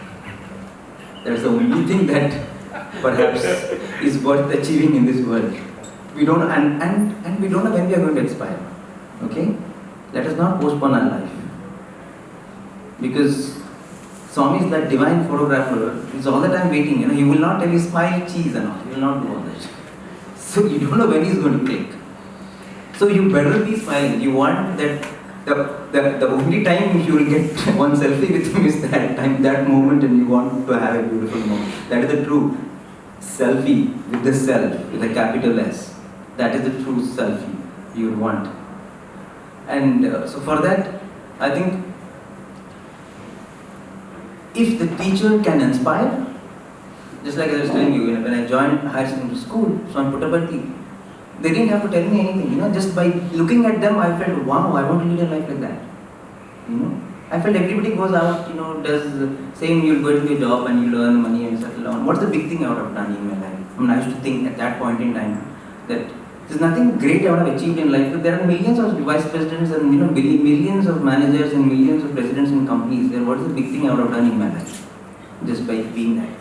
At that point in time, somehow that thought was there. And I thought, okay, forget all the religion, spirituality, all that leave aside. Swami leave aside. But can I do something which is absolutely exceptional? Like I should belong to one group which is very unique. Entrepreneur. There are so many entrepreneurs. So what is it that I can be unique? Forget all this avatars, time and all. So I thought if I at that point I thought if I decide to stay back, I'll be perhaps there's a small group which has had this chance to live with the avatar. It will be a small group. At that point in time, it was like some 50, 60 fellows or 100 fellows who were actually who were actually in Prashanti Nilayam and whom Swami gave the chance to serve in the ashram. So that one time, that seemed like a very, very beautiful thing to do. I felt I would always be then, something unique I would have done in my life, which very, very, very few people in the world have done. That was sort of one motivation. Later on, of course, you got this benefit of living with the avatar. But what I'm trying to say is, I was inspired because when I looked at the teachers there, because they were leading such exemplary lives. And I think that is what, I'll tell you, these days kids, they will not do what you ask them to do. They will not do what you instruct them to do. They will not do what you explain them to do. They will only do what they see you do. That's all. Because you can't teach them anything. There's so much of information overload. So what are you going to teach? And everybody is an ignoramus in front of teenagers today. So what you know is so little because full information is there on their fingertips. So everything, by the time the kid is 5, 6 years old, you already feel so outdated these days. Because they know so much, and within 2 seconds he can figure out what he has to do. You are taking time to figure out things. So there's nothing that you can impress them with knowledge. You can impress them. The only thing you can do is, can you lead a life? When he sees, he goes, oh my God, fantastic. That's the only way I think you can. And the flip side of today's situation is, earlier, because they used to not see so much and there's not so much of information about the teacher also. So if you say something in the class, and if you're something else outside also, you're something else in your family, if you're something else in the family, but in the class, you're a fantastic teacher, they can follow you and all that. But today, everybody's life is an open book. Technology has made it like that. There's hardly anything called privacy. Everything, as you go online, everybody knows everything about you. Actually, if I'm interested, I can know so much about you. Okay. And half of the time, 90% of the time, 90% of the people spend 90% of the time only trying to know what's happening in other people's lives. Right? You all the time only want to know what is on Facebook, who this fellow went there, vacation, this fellow. So all the time, that is the most interesting pastime for everyone. So there's nothing like, privacy or anything in our lives now. So if the kids see there's this teacher, this teacher is fantastic, he gives very good lectures in class and she will tell all these things. Go and see after that, saw her Facebook picture, huh? That's what she does. So if they get even this slightest idea that there is no harmony between thought, word and deed, the person who is asking us to do things, they just dismiss it. They don't, because once, this whole concept of integrity, actually today I feel, forget spiritual reasons, that Swami told, Manasanyat, Vachasanyat, Karmananat, Duratmanam, Manasekam, Vachasekam, Karmanekam, Mahatmanam. Mahatma is a person who has unity of thought, word and deed. That says if you are a human being, you should have thought, word and deed. That's what Swami says. But I feel, forget the spiritual reasons. For sheer reasons of survival, you should have unity of thought, word and deed today. Because the moment people see that you are hypocrite, even to a little extent, then they just dismiss you. For example, see, I am talking now and maybe I give a great speech, but suppose you know something about my life, which you feel that is not this fellow should have done here. I will just, the moment if I go out of the hall and you have heard all this, and someone comes and tells something which you feel is absolutely abhorring behavior, then you will just forget everything that I have told. You will just dismiss everything. If I ask you that talk here, they don't mean anything. Just don't bother. They don't. Everybody goes in the platform and gives talks. What's the big deal? So I think that integrity is very, very important today. I think not only teachers, everybody, the parents also. Same thing. I think the parents or the teachers. I think if everything that we want them to be, we have to live it in our lives, and they have to see us living that in our lives. I think our life, the conduct of our life, that will be the greatest way you can, because you can't inspire today through words anyone. Because I feel there is so much of information, you can't really do much. The only way you can is you live that life. You live that life, and when they notice you, then they will feel inspired. Only if you live that life, then if you say anything, it will have weight. Like many times I feel, what is the big thing that Swami said? Be good, see good, do good. What is the big thing that everybody has told, that every spiritual master has told the same thing, be good, see good. And I used to many times think, if I write a quotation, be good, see good, nobody is going to quote that, Nobody is going to make a big thing out of it. But why we put be good, see good? Because we saw Swami saying, if Swami says that, it's a Mahamantra. Why? Because you saw Swami, my God, what he was doing that day in Narayan Sabha, he did this. You saw Swami doing that Vibhuti Abhishekam, he is God, he is this. Then he says, then be good, see good has meaning. If I say it has no meaning. So, the message becomes potent if the carrier of the message has integrity. So I think for every teacher, and this is true for everyone, I think in the organization also, if we want to inspire, if we want to make a difference, then we got to live that life. And once we live that life, then we share our experience based on our own personal experience, then that will have some weight, and perhaps that will touch someone. So, yes, before you expire, every moment please inspire. Amazing devotee, so you see, oh my God. Can I be even, they should get a feeling, the child should get a feeling that I should be at least 10% like my teacher. I should be at least, 15% like my mother. I should be 15% like my father. They should feel like that. Then I think we are somewhere. Nobody is expecting 100% perfection. They all know that in our world there are a lot of challenges. But they want to see that integrity. They want to see that sincerity. Yeah. Then our words will have weight.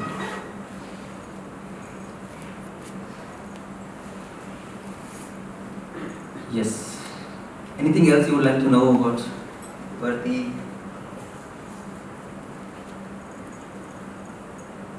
Or Swami or the Sai organization or the philosophy?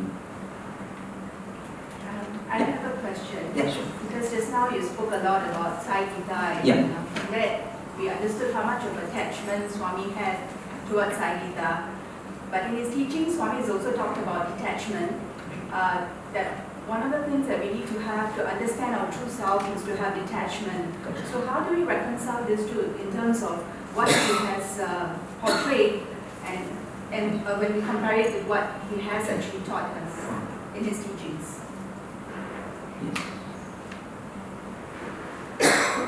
Yes. So, yes, we have to have detachment. If you have to get attached, you have to get attached only to God.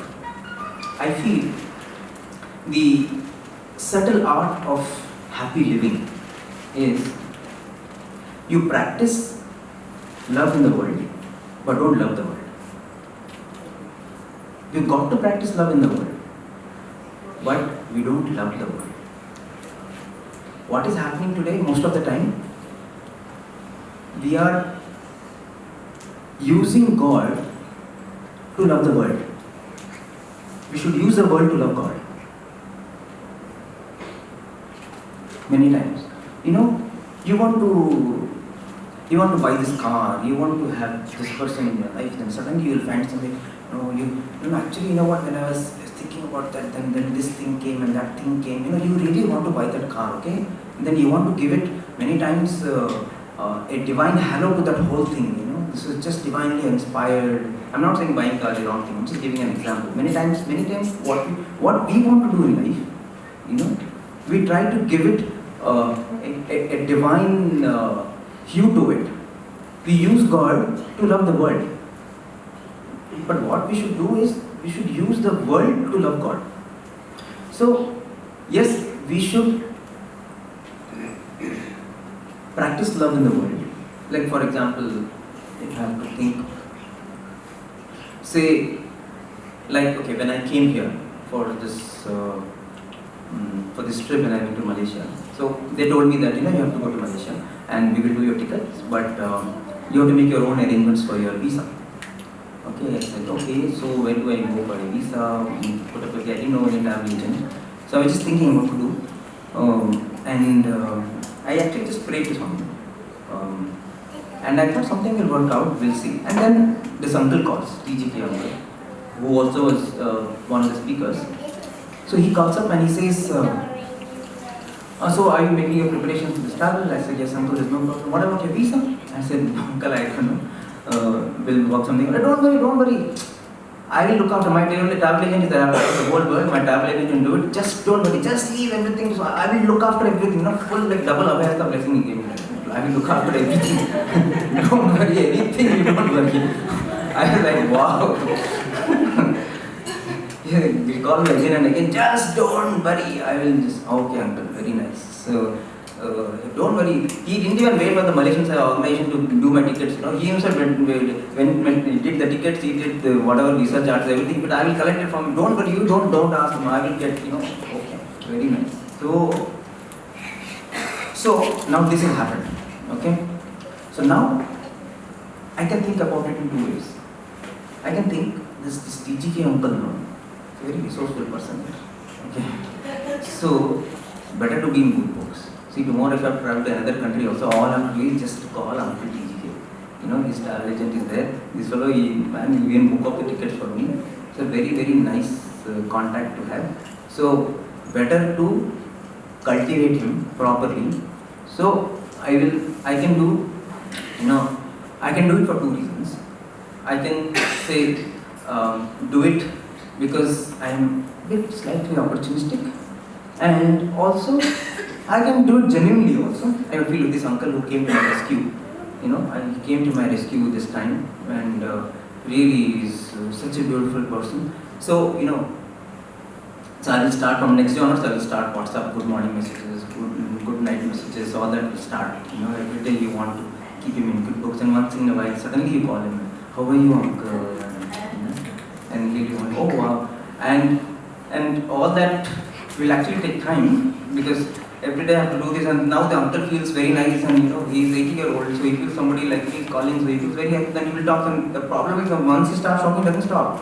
And I have to listen to those stories like every 2 days. I have to listen to the same stories like 10 times. In fact, he came with me in the flight and I was praying for him. It's very nice, I'm coming with him, but I also want some time. I've heard the story so many times, and so let me see. Fortunately, it's that I had to do art for myself. Others, and I have to listen to the same stories again. Don't tell them to teach. He's definitely a very beautiful person. But what I'm trying to say is, now I can think, no, I have to cultivate this person, you know. It can be genuine feeling also. Okay, so one way is I can be opportunistic and you know, I better keep him in good books and ensure that my relationship is very, very healthy, cordial, warm. And I'm waiting for the day when he'll tell, oh, Vishu, you know what, whenever I see you, I feel like you're like my grandson. Fantastic, I've got that. Finally, I've got that, that he feels like I'm his own. Then, once you feel somebody's a grandson, then whatever you want, you will do for that person. So, that is one approach. Or I can genuinely also do, I can feel very sort of attached to him. And he will, uncle, you have helped me, you're so fantastic, and I want to visit you, I want to stay once with you, and all that I can, and he also might feel very happy. So I can get really attached to uncle, okay? Really become something like a grandson or whatever. So, now, for this I have to spend so much time, energy, okay? It doesn't happen free. I have to talk to him, he'll talk to me, I have to send messages, all that I have to do for 3-4 months, and after that suddenly I get this call. They say that, you're traveling to this other country. Then I think, okay, fantastic, 3 months I have spent time cultivating. So all I have to do is I just call uncle. For some reason he doesn't take the call. Okay? He doesn't take the call. And something, okay, maybe he will call back. But next day also he doesn't call back. So I call him again. I send him messages. And then he calls and says, Vishu, don't worry, I'm actually traveling. Okay, so I will get back to you. And he doesn't call back. And like time is running out, And then I feel, what here? Then finally he calls, says, uncle, I'm going to this country and I need your. He says, oh, but you know what? My travel agent, there's a problem. That fellow, he was suddenly, all these years who did, he suddenly fell sick. So we'll say we'll work out something, don't worry. Something like that he says, And I'm feeling like, what here? You should have done some arrangement for me. He's just taking it so lightly. I'm depending on him for everything. And he doesn't seem to be serious only about it. When he was traveling with me to Malaysia, every day 10 times he used to call and ask if everything is fine. Now he's happily going to some other country. And I am asking, he's like taking it so lightly. So then I'll be very sad. I feel, what is this 3 months time waste here? When I need most, this man doesn't, it's no use for me. So I feel very sad, I feel very depressed. I feel, what is the whole point? And full he says, I'm his grandson and all that. Will you do this? I think, if I was really his grandson, would he have done this? If his own grandson was there, would he have simply told like this? Would I immediately call back, you have closed the travel agent, find one alternate travel agent, and you have paid the money, you have done all that. Simply he says, grandson, what's the point? So, I'll get depressed. I can get depressed, I will feel, what is the whole world is like this, you can't trust anyone, you think this, nobody, this uncle who's lived with Swami for 30 years, and I'm going on Swami's work only, he doesn't want me to help me. I can think of 100 things, and 100 things which can actually depress me. Okay, why it happened? Because I feel so attached to him. Okay, so when attachment happens, then expectation happens. Or, in a different scenario, what I could have done, okay, uncle has helped me last time. So I was told, thank you Swami, it is really your grace. I was just praying how it will happen, and uncle called, and thank you Swami for arranging this. I can only be grateful, I don't know how to be grateful to you Swami. I can just thank Swami. Okay, thank you Swami for sending Uncle TGK to me at the right moment. Okay, I don't have to go overboard and trying to develop extra attachment with uncle, extra all this. I don't have to do it. Every day I just only have to thank Swami. Okay, then tomorrow a call comes. If today Uncle TGK has helped, day after Uncle PPK will help, or somebody Uncle MYK will help. Why I have to depend on Uncle TGK? I have to depend on the one who can create any number of TGKs for me. If I get attached to Uncle TGK, then only all problems happen. So, if I get attached only to him, then there is no problem. So I practice love in the world. Even now, when I see Uncle TGK, I'm one of absolute humility and reverence, and yeah, because he's someone who has helped me. He has been an instrument when someone wanted to help me. So any day I will go, I will talk to him nicely. I will serve him. I have to serve him at any point, anything. But he doesn't become God for me. You have not helped me. Swami was helped me. So my attachment is only to Swami. So then I will not attach myself to anything of this world. Everything else is a gift of God. Yeah, this relationship also is a gift of God. This job also is a gift of God. This parents, this family, they are also a gift of God. But my attachment is only to Him. Everything I connect back to Him. Then I am always connected to an infinite resource.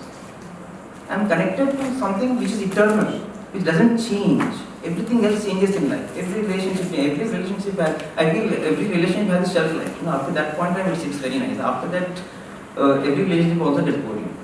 Everything has a shelf life, except for the attachment with God, except for the relationship with God, except for the relationship with the self, everything else has a shelf life. So we should cultivate only the relationship with the self. So attachment, yes, the only way, and you cannot detach yourself from the world also, because you've got all responsibility. Swami never wants to. So the only way to do it, I feel, is you get more and more attached to God. As you get more and more attached to God, you will automatically loosen your bonds with the world. And the more you loosen your bonds with the world, the less depressed you will be, the less perturbed you will be with the changes happening around you, because you are anchored to Him, and that is solid. In fact, when I read the Mahabharata, Mahabharata is very interesting. I feel there is nothing that is happening in Kali Yuga that is not reflected in the Mahabharata. Everything good, bad, ugly that you see today is all there in the Mahabharata. It's the closest to the Kali Yuga. And in fact, if you see the Mahabharata, you can find answers to every world, everything that we are facing in our lives, I feel. Like for example, if you take the life of Bhishma. When I started seeing the Mahabharata, Bhishma was like a fantastic person. Like what an example, what a sacrifice he did for his father. I should remember, it's like, I want to be like Bhishma. What a character, what the stature, the heights of sacrifice, and what valor. He was courageous, and nobody could touch that kingdom because Bhishma was there. And it's not only great power and strength, but also great character, great sacrifice. And what else you want in a person? He was like, I was like in awe always looking at Bhishma's character. But with time, as Mahabharata goes, slowly your reverence for Bhishma reduces. It reduces to a point where it goes absolutely downhill. What is the point here? What is this person doing? Such atrocious things are happening, and this person can keep quiet. In front of his eyes, people are committing most abominable things, and he is just silent. Why? He was thinking about it. So what happened? Bhishma, in the beginning, he promised his father that, you do whatever you want, father, I will look after the kingdom. So he tied himself to the kingdom. He tied himself to the throne. So because he tied himself to the throne, he had to compromise. He has to compromise so much in his life. All the time he had to compromise. He knew it was not right, but he cannot do anything because he tied to the throne. He wants to live up to that word. Yeah, live up to your word, fine. That's why be careful. If you tie yourself to anything of the world, you don't know when it can become a big burden for you. It can become a huge liability for you. To tie yourself with anyone in the world, anything of the world. So, but if you see the Pandavas, they were tied themselves only to Krishna. So if you tie yourself, so I think, yes, you can do everything in the world, but tie yourself only to Him. Because anything of the world you tie yourself to, because the world is changing, you don't know tomorrow in what situation you will be, and because of that, you don't know what things you have to do which perhaps your conscience doesn't permit. So, yes, if we have to get attached, we have to get attached only to God. And do everything as we are doing it for him, then whatever reverses happen in life, it will not affect us. And we will not, like Bhishma, be so fantastic, but in the end, life becomes so meaningless actually. Have I answered your question? Yeah. I wanted to ask about in today's environment, you can't avoid the social media. Even for the children, they're too much into it, whether it is Facebook or WhatsApp or whatever. And it's like, how do you, what is the way to where do they draw the line, and how do you balance it? How do you show the way to the children to balance with the social media and the environment? Yeah, it's part of our life now. We cannot avoid it. I think even here, we have to lead by example. And there is no shortcut to that. You can't be on the phone. You can't be checking Facebook and tell, son, it's time, please close your Facebook. Only 2 hours per day. But whenever he comes from home, you are on the Facebook all the time. Obviously, what the hell? You want to have all the fun in the world. I am a youngster. You want to have all the fun in the world. So that is not going to work. And even if he sees you like twice a day also, and he will say, I saw you that time. There will be no concession given to you. He look for that one reason why he can still indulge in that. Yeah. So I remember when I was small, my dad was not, he was very, very wary of television. I'm talking about like 80s. So he would always, I don't know, he had that mindset that, television will take away so much time. He wanted us to focus on our studies. So actually, he never was keen on bringing TV home. But it just happened that, he was a civil engineer, and in those days they used to have these dish antennas, and you have to take connections from that in every house. And our locality, they wanted a dish, and they needed my father's help to erect that dish because he was a civil engineer and all that. He said, how can you not have a TV? You are putting the dish in. So they actually came and dumped a TV in our house. That's how we had a TV in our house. But even then, my dad was very particular. So we used to watch only 8:30 to 9:30. So 8:30 there will be news. Okay, in those days. Only one channel, DD, Doordarshan was there. And 8:30 to 9 will be news, and 9 to 9:30, one serial. That's all we watched, I remember, during my student days. So we would be allowed only that 9 to 9:30 serial. So we would finish dinner by that 8:39, before that. So we would watch the news and watch that one serial. That's it. And he would also never watch. He never watched anything else. So it was a very, very absolutely disciplined life.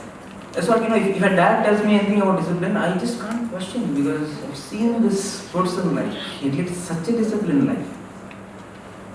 And if he tells me to do Subramaniam, I have seen him like for 30 years doing it. Wherever he is, even he's in the train, he will try to, just at that point in time, he would want to do the prayer. He was that kind. So yes, for children, though, obviously you cannot ask them to do anything unless you put some checks and balances on yourself. Otherwise, they might do it something out of fear once, or they might do it because if you tell him, okay, unless you do this, I'll get you the new iPhone, otherwise I'm not going to get you. So okay, till that iPhone comes, you just do something. And once that comes, then you just not bother about it, So then what you have to do, then next you have to say, okay, I will get you this bike.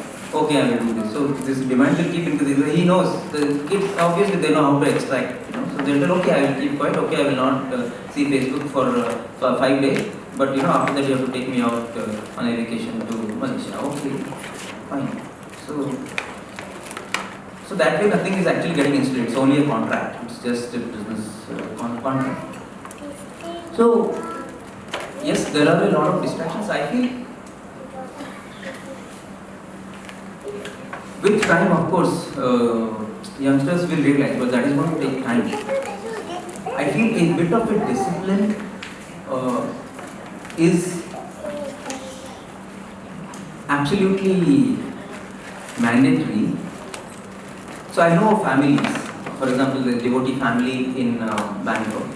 So she has 3 children, and 2 of them are going to college, and one of them is one of them also started going to college. One of them is just finished college and started working. So in their house they have this rule that once the kids come back home and they wash up and everything, it's family time. Nobody goes on social media. For 8:30 till 10:30, 11, nobody is near the phone.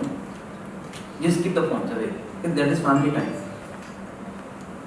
It's unfortunate actually, you have to create family time. Everybody is in the family, but you have to create family time. That is the unfortunate thing of today's times, I mean, it's understood if everybody is in the family, so we won't have family time, So just like you have in Japan, you go to spas where you pay the money so that they keep the phone away from you. So you pay whatever $20 or something so that those 30 minutes you can hear peace. And what do they do for the peace? They'll take your phone away. And they'll put some nice music and you listen to that nice music and you are at peace and all that. For that you give money.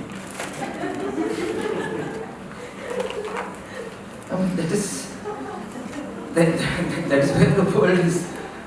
Actually, I don't know, many times when I read so many things about, especially, I don't know, many such crazy things happen in Japan actually, from weddings and all. So you can pay money and get full, somebody wants to get married, so you can pay money and get your father, mother, you can get a whole one group of relatives, they all will cry and everything. So the whole world will know that it's a great family. For the social media, you want to do it for social media. You want a great wedding. You don't have, maybe that wedding is nobody wants in the family or they don't want to come or whatever. It doesn't matter. You can pay money, hire relatives, hire mother, hire father, hire father-in-law, hire sister-in-law. You can hire and do stuff. I mean, so and see this sort. It's taken because of social media because you want to post a nice picture. Everybody should be looking beautiful and all that. So I think there is no shortcut to having some amount of discipline. And the other thing also I have seen is today, this is what I do also. If I leave the office, then I don't, office anyway there is Wi-Fi. If I leave the office, then I don't switch on data. I try to do this as far as possible. That's another thing, this as far as possible is a very, very, very tricky thing.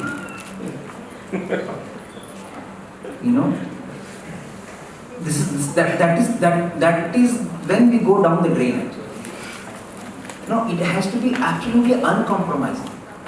Our mind can really play amazing tricks. You don't know, you will try 100 things why it is really absolutely for you to just switch on the data now.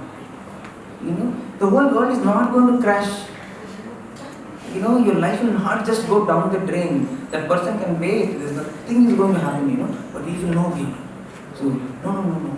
I've just come out from office, you've just chatted with that person, but still he will no. Okay, nothing is going to happen. You sleep and see it early morning, 4 o'clock. No, you want to see that. Once you see that, somebody else will send some other message. And then you will see that. And just like it happens, this is what I have seen. My own experience actually. Night. So that's why I stopped data. So nights what happening? Nights generally your body is weak. Okay, you have worked the whole day. Body is weak. And mentally also you are weak. You don't have really that much of vitality to actually deal with the distractions. Okay. So nights, so you will think, okay, I will just see this message, okay, what is coming out.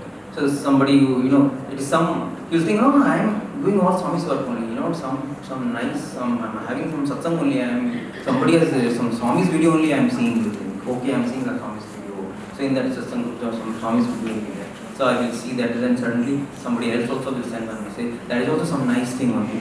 Some guru's thing, some other Jackie Vasudeva sent something. So I will see that Jackie Vasudeva, it is very nice. Then as I'm reading, then there will be so many other gurus that will come. So oh, this person also is nice. Yeah, so I will see that also. So as I see this, then I will see. As I am seeing this other guru, then I will find out there is some problem with this other guru. Yeah, there is some allegation here. So let's find out. So I will see that allegation. Okay, sure, it was linked up with this person. Oh, who is this person? So you will read about that person. Then you will, oh, I think I know this person. Yeah, this person was. So I read about that person. Then you will find out that that person actually belongs to Orissa only. He's actually my state. Shucks, man, this person belongs to Orissa. Then I was thinking Orissa. Then I was thinking, oh my God, and this person is actually married to this person. So like that you will go, Then you will find out about that person, and I thought, oh, he comes from that state only where my father worked before. And so you will go to that state and how people are in that. So it goes on and on like that. Right? And finally you will come to in that state, who are the people there, what is their lifestyle there, how many dogs they have, what do the dogs eat there, is cultivation happening there, So from Swami video it will go to absolutely from God it will go to dog. That's what happens most of the time. Social media is like that. It just ties you in knots. And why this happens? Because as far as possible I will not. There's no compromise. I think that's where most of the time, with all good intention we will think. So that is the reason why night is okay, I just switch off. Nothing is going to happen for 4 hours if I don't see the social media. Sleep at least. So what I've seen is even if I put off the data, the amount of things that are downloaded, at least in my experience, we come back to the room just to see the videos that I've already downloaded on WhatsApp. That itself takes 1 hour. Yeah? Forget reading the messages and everything. Today I think I can write and give you 9 out of 10 messages that we receive. We immediately forward. We don't even read it. You read. You begin to read. Okay, somebody's written something nice about Singapore's leader, and fantastic. Oh, every Singaporean should read this. Every Singaporean should read this. You'll forward it. You read it once here. At least once you read it full. You don't even do that actually. We want the whole world to read. But you only don't read. So everybody forwards. 9 out of 10 people only forward. And ultimately you'll go to some data junk. And then some researcher will pay him $100,000 per month equivalent trying to analyze this data. Data analysis. We create so much of data. I feel so much of digital junk that we create today. Like, how does it help? How does it really help the world? Today I'm having breakfast here and I click a picture of food. Nowadays I think the amount of digital junk we create is like enormous. Anyway, so I think some discipline, there is this story of Hanuman. If you want to learn about how to deal with distractions, I think Hanuman's life is a fantastic example. So Hanuman, when he was flying across the ocean, and so there you have Mount Mainak comes up, and Mount Mainak says, Hanuman, you're going on this huge task. We're going to take some rest, you can rest on me, there are a lot of fruit trees and maybe eat some fruit and relax a little bit under the shade of these trees. And Hanuman says, thank you Mainak, no problem, I'm on Lord's mission and to rest while doing Lord's work, it's a sin for me, I'm very, very thankful, no problem, thank you so much. And he moves on. So I would say this is a Sattvic challenge. See, we have Sattvic, Rajasic and Tamasic challenges when you want to deal with distractions. So a Sattvic challenge is something like this, we want to do something good, somebody will come. And with all good intention, they want to sort of obstruct your thing. It can be a thing like, say, if I have to think of a Sattvic challenge, a youngster, he wants to attend a convention, okay. And so he says, Mom, I want to go on this whole 12 hours. And then the mom will say, no, you have never been, a whole night you have never been like that, how will you manage? No, I think you just 2 hours, just stay and come back, baby, there's no problem. It's okay. Then the grandmother will come and say, no, you are not, I don't know what will happen to your body, you have exams coming on this. So there will be so many. You want to take up a youngster want to take up some service project. I want to go to this, this area and start this project. No, there can be a lot of problems there. So you have to be very careful. So hundreds of challenges. Even when you want to do good work, there will be a lot of these sattvic challenges. Okay, so for them, what did Hanuman do? He spoke nicely, politely. He should tell mom, no problem, mom. Don't worry. I've sat for bhajans. There's nothing going to happen. I won't die if I just don't eat for like 4 hours. Nothing is going to happen. I'm really singing bhajans there. So anything happens, I will come back. Don't worry. So and this happens really in my life. I will tell mom, nothing is going to happen. So that is sattvic challenge. You deal with it nicely. You talk nicely, and you do it in a very, very polite manner. Then comes Rajasic challenge, where Hanuman is going. And there is this demoness Surasa. So Surasa opens his mouth, and nobody can cross that path unless you go into Surasa's mouth. So Surasa has that woman that everyone has to cross through her mouth. So basically she is food. Anyone who crosses that path, that person becomes her food. So when Hanuman is obstructed by her, then Hanuman thinks what to do, and Hanuman becomes huge. He becomes so large that Surasa now has to open her mouth. So she opens her mouth, her mouth also becomes so big. Then instantly Hanuman becomes very small, goes inside and comes out. And Surasa is like so amazed with Hanuman's intelligence that she says, wow, you're so intelligent. With whatever endeavor you're taking up, I don't know with what project, whatever it is, you're going to be successful. I bless you. She actually transforms into a divine being, whatever, and she blesses him. So I would say this is sort of a Rajasic challenge. So what happens in our offices, for example? So you go on a party, say, of office, or for example, you're in a marketing job, and I don't know how maybe it's relevant to Singapore or not, but generally in a marketing job they will say, okay, you've got to sell the product. You might have to say a few things which may not be true to the product, but you're a marketing guy, you should be straight smart. You just have to say it. You've got to sell the product here. So don't worry about it. So this is a Rajasic challenge. Your company says, your office, your boss wants you to get the deal. Doesn't matter whatever it is. But you can't compromise. You don't want to compromise. So that's when you have to use your intelligence. That's when Hanuman uses intelligence. You have to pray to Swami. He will give you that intelligence. You have to see how to deal with it in the most interesting manner. So I know of a guy from the US like that. He has this marketing position in the US. So, but it was his principle that he will not tell anything about the product which is not correct. So he would be always very, very truthful. So now it came to a point where when the company wanted the client to believe in what they are saying, they always sent this guy. Because everyone knew that this guy is the most credible guy. If he says, it has to be true. He will not say anything that is not wrong. So that takes time.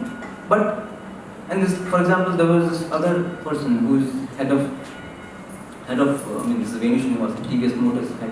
So this, they had this company meeting, and the company meeting, everyone has drinks and all that. That's sort of a common practice, and so everyone had cheers and all that. So he also had his glass, but he didn't want to drink. Appreciate to Swami and all that he had given up. But there was sort of a ceremony, and everyone has to be part of it. And so what he did, he as he was talking to all the people, in the room, so quietly, he would go and put little in one of the flower pots there, So slowly, as he's talking, he would put little in different flower pots, and no one ever realized that, he was doing that. He would do it like so intelligently.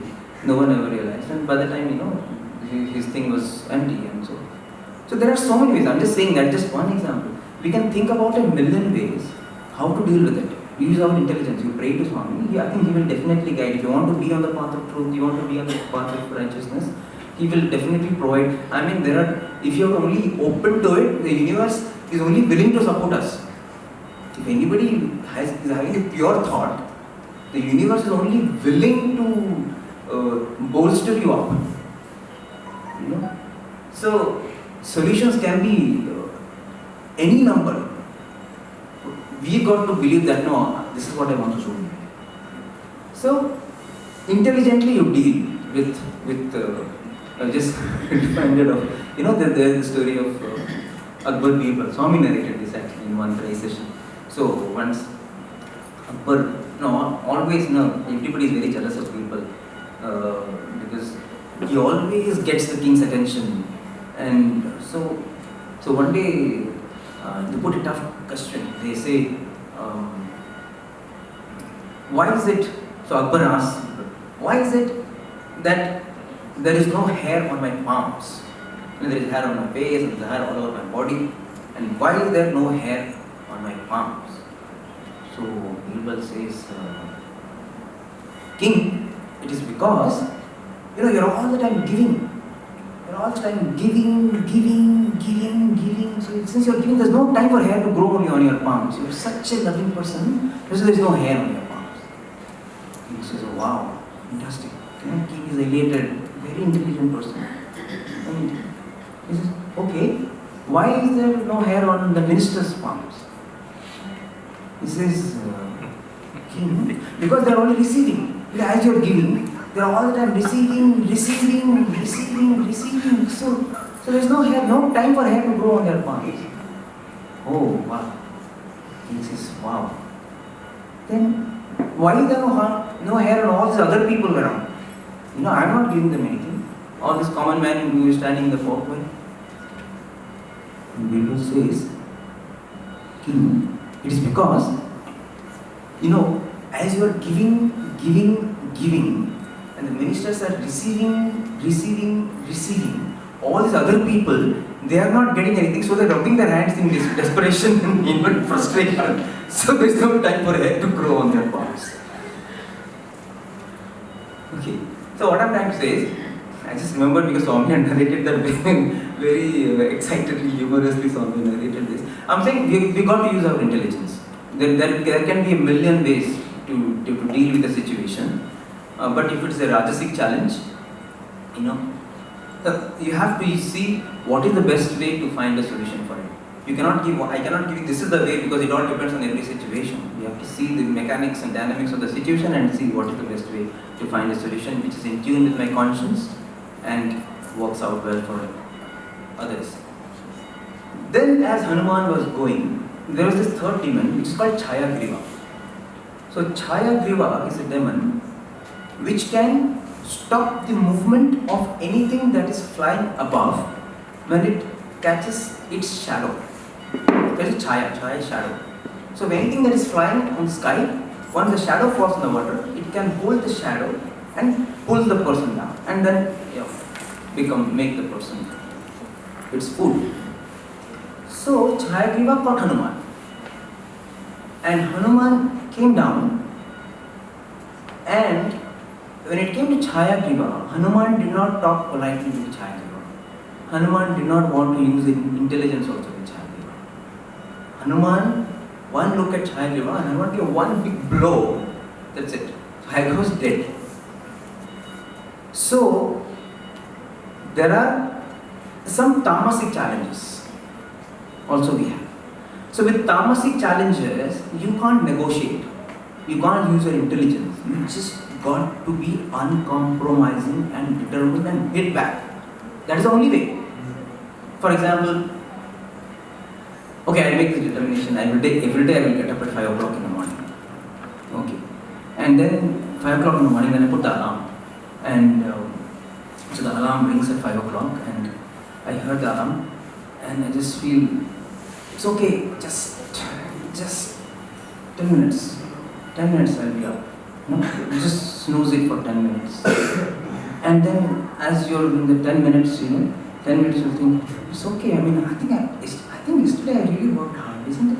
I really worked hard. I mean, I had worked like from morning till night yesterday I was working. And after all, I mean, the body does need rest. And actually sleep is the biggest healer. I mean, you'll find million reasons why I have to and I don't think, I think my mom also will be okay. Yeah? It's okay, I just 10 minutes I sleep. So that 10 minutes, so that as you're thinking only that will be another 10 minutes, then you would have slept off again for another 1 hour. So if you start negotiating with the tamasic challenge, it's dangerous. So like that. So I think I'll put off my day. No, just little, I'll just see it for just 2 minutes, I will just see. Maybe that flow would have sent a message. So once you put it on, then again, it goes on for another 2 hours. So with the tamasic challenge, you don't negotiate. There is no softness, there is no negotiation. So tamasic challenge, you just give back. So you decided that I will 2 hours, data frozen, no distractions, no anxieties, no notifications, no anticipations, just decided for 2 hours, data frozen. Then life will be regained, time will be regained. You are not leading your life based on other people's wishes and tantrums, but on your own terms. Once you open a social media, you're leading a life based on other people's, how many likes I have got, how many people have appreciated what I am, how I am, maybe I should change, maybe I wear this dress and click there and put a picture, maybe do a hair like this and take a picture, 100 things. Because you want to lead your life not on your terms but on other people's terms, how ridiculous it can be. We have to lead our life on our own terms. This is the best way. This is how God has made me, this is beautiful. You can put pictures, but I don't think you should not really be guided by how people respond. So when it comes to tamasic challenge, you just got to be absolutely uncompromising. I feel in today's times, as Swami used to say, in the depth of silence, the voice of God can be heard. I feel in the depths of datalessness, the voice of divine can be heard.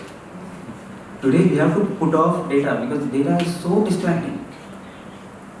Data off, divine on. Don't tell, I'm seeing Swamis only. It'll start like that only. Then it will go on to everything else. One youth would have sent, then you want to read about that youth, then you will want to go about that youth's friend, and then that friend's dog. It will go like that. So, I think because most of the distraction is through data, isn't it? If we just put off our data, I think we are so much at peace in today's world. So we got, for tamasic challenges, you just have to be uncompromising on that. Just decide. And another thing actually, again from my experience, the same thing, what will take you 2 hours in the night, suppose you have got all these messages to see. So, especially nowadays, if you're in 3-4 groups, so there is so many messages.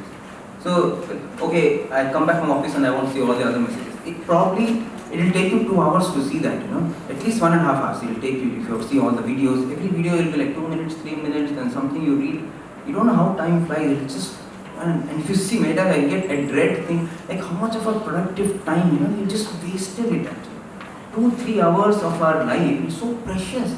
So much we could have done. We just wasted it seeing some weird dance in South America, some weird, How does it really help? Many times, I mean, how does it inspire? Some baby crying there and smiling nicely.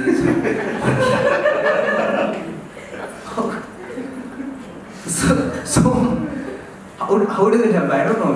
I'm not saying it is not nice, but a 9 out of 10 is not going to make your life anywhere richer. It just takes away your time. That time I could have done something. And you see, the number of people, I'm telling you, 9 out of 10 people forward, at least you create. I feel, let me be a creator there. Let me create something inspiring. Instead of trying to be someone who only forwards, let us actually be a creator. So, suppose the same thing if you have to see in the night, what I have seen, suppose you have like say 100 messages to see in 2 groups, 100 is a small number, even that. If you have to see in the night, if it takes you say 1.5 hours or 2 hours in the night, it will take you that much time. I've done it, experience. And the same thing, you say no, I'll sleep here. 10:30, 11, I have come back from office, switch off data, I'll sleep, that's it. I'll see till the morning. You see that in the morning, the same thing, the same 300 messages in 2 groups, you see it in the morning, you can do it in, say, 20 minutes. Morning mind is very fresh. Morning, your faculties also are very fresh. The mind can very easily also distinguish, okay, this I need, this I don't need, this is junk, this is average, this is good, whatever. Night, though, junk also you welcome it, you're like relaxed and your body is very weak, body is very weak, mind is very weak. You get pulled in different directions. That's why Swami should always insist on getting up early, because that's not a sattvic hour. In the night, the dark energies are very powerful. The early morning hours, you have the sattvic energies which can help you. So, if you do that same thing in the morning, I'm not saying don't see, but see it in the morning. So you'll be very easily, you'll be able to, distinguish and okay, I have to see this, that's all, just delete. That whole thing will probably happen in just 20 minutes. So, that's the thing, I think we got to have that discipline. So we can tell the child, okay, fine, you want to see it, fine, but you sleep early. You don't want to sleep. Because nights, though, once you get into that cycle of late nights, whole life goes into completely a different rhythm. First of all, our body is not made that way. Body is not made that way. We're completely reorienting the body. And so you sleep late, you get up late, and once you get up late, then you rush, mom gets angry, this happens, that happens, The whole day is actually completely skewed, completely goes haywire. But if you've got up early, if you got up at 4:35 and by 6 you're done, you have maybe say half an hour, 1 hour, that half an hour, 1 hour before the day starts is absolutely solid actually. You can actually plan your day fantastically, that half an hour, 1 hour you get morning. You can get up, do your prayer, finish all this thing. You can think this is what I need to accomplish. So everything that needs to be done in the day, you can just set it right at that. You make your list what you want to do. You can plan your day. Everything happens so fantastic. You have to tell anything to your mom, tell anything to your colleague. Everything you've just done it. Even before people have woken up, you've already sent all the messages. Everything is done. So I think there are different ways like that. You'll have to see how to those challenges which are tamasic, which increase our negative energy, which take us down. We got to just be uncompromising, just hit them hard. That's it. There is no other way.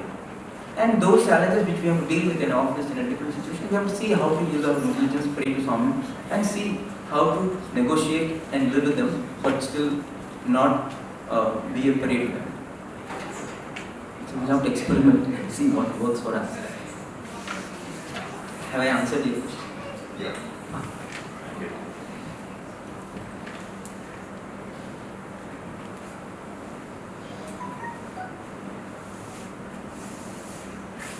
Yeah, anything else? I don't know how much time I have though. Yeah, sure. We know that human being has many good qualities and also few bad qualities. So which one is prioritize is to acquire more good qualities or get rid of existing bad qualities?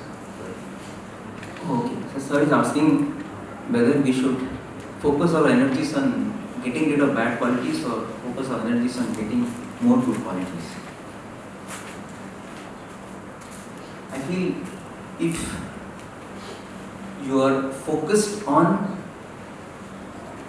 getting more good qualities, automatically bad will come. That is much easier to do. It's just like you attach yourself more with God, then detachment to the world will automatically happen. Okay. You just try that, try to have one good quality, have one extra good quality in your life, automatically 10 bad things will follow. That's the easier thing to do. Like for example, I do a bit of singing. So someone told me, I was not able to earlier sustain my breath for bhajans where the lines were very long. Certain bhajans. He Vishwanath, He Gaurinath, He Sainath, Bhagavan. Lost the breath. So I was not able to sustain my breath for some of these bhajans. Of course, there is breath management that you have to do, see how to deal with the bhajan. But I was saying how to do this. Some bhajans like other singers are able to very happy, comfortably sing, I'm not able to do. So someone told me that if you jog, then your lung power will increase. So you'll be able to sing better. That was interesting. Actually, that motivation was that, I will sing better. So I started jogging. And then I heard from one of the singers that Swami himself had suggested that to one who had problem. Swami had put start jogging, it will improve your lung power. So that only, added to the impetus, So I started jogging, and as a student I used to jog, but after that I had not jogged for very long actually. But after that, once I started, so I should jog like 1 kilometer, 2 kilometers per day. Then slowly it became like I felt that it's easy. I can do it. All the training in the hostel just came back, and I thought, oh, I can do 3, 4. Then started doing it like every day. I run 5 kilometers. It became like easy. Then I said, oh, I think I can run more. So every Sunday I run 10 kilometers. I think I can do more. Then go and participate in half marathons, 22 kilometers. So it just became, so nowadays, like if I cannot run 5 kilometers any day, I feel very uncomfortable. But it became very natural. So what I'm saying is, you want to cultivate one good thing. So you want to learn a particular instrument. You need to have some discipline. You want to think. So you just cultivate one good kind. Now because I have to run, I have to get up early. Because you don't want to run like morning 7 o'clock, 8 o'clock, everything. You want to run like, by 7 you want to finish 7:30, especially in the ashram. Like if everybody is going for Mandir, you don't want to be sweating and coming out. So one thing when you take up, so ultimately, so now it has given me a good health. It has improved my stamina and my schedule. And because I run, I am tired. I am nicely tired, so I have no guilt in eating. I can eat well. I don't have to calculate calories. No, but tomorrow morning I will run off 5,000 meters. I don't have to calculate calories when I am eating. Okay. And the biggest thing is you feel so energetic whole day. Your day is longer, you feel energetic whole day. So, just anything. I think and what I do also when I run, I think, okay, I started running because of bhajans. So how to, sometimes I use bhajans while running.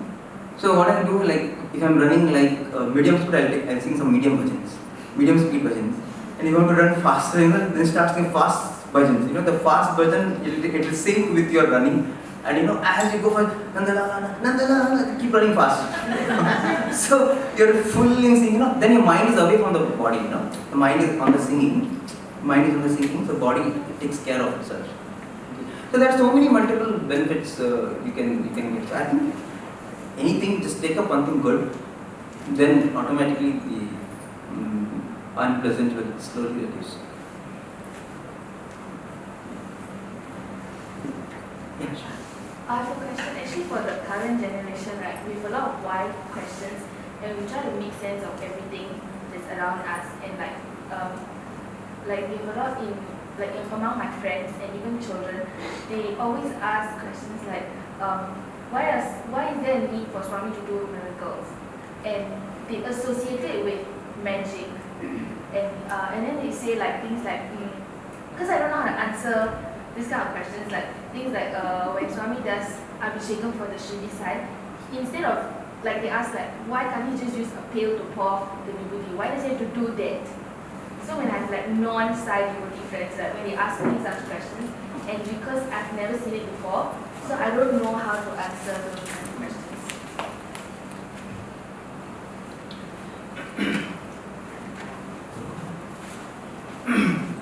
So if you see Swami's discourses, like there are thousands of discourses, but you can't find even one discourse where Swami talked about his miracles.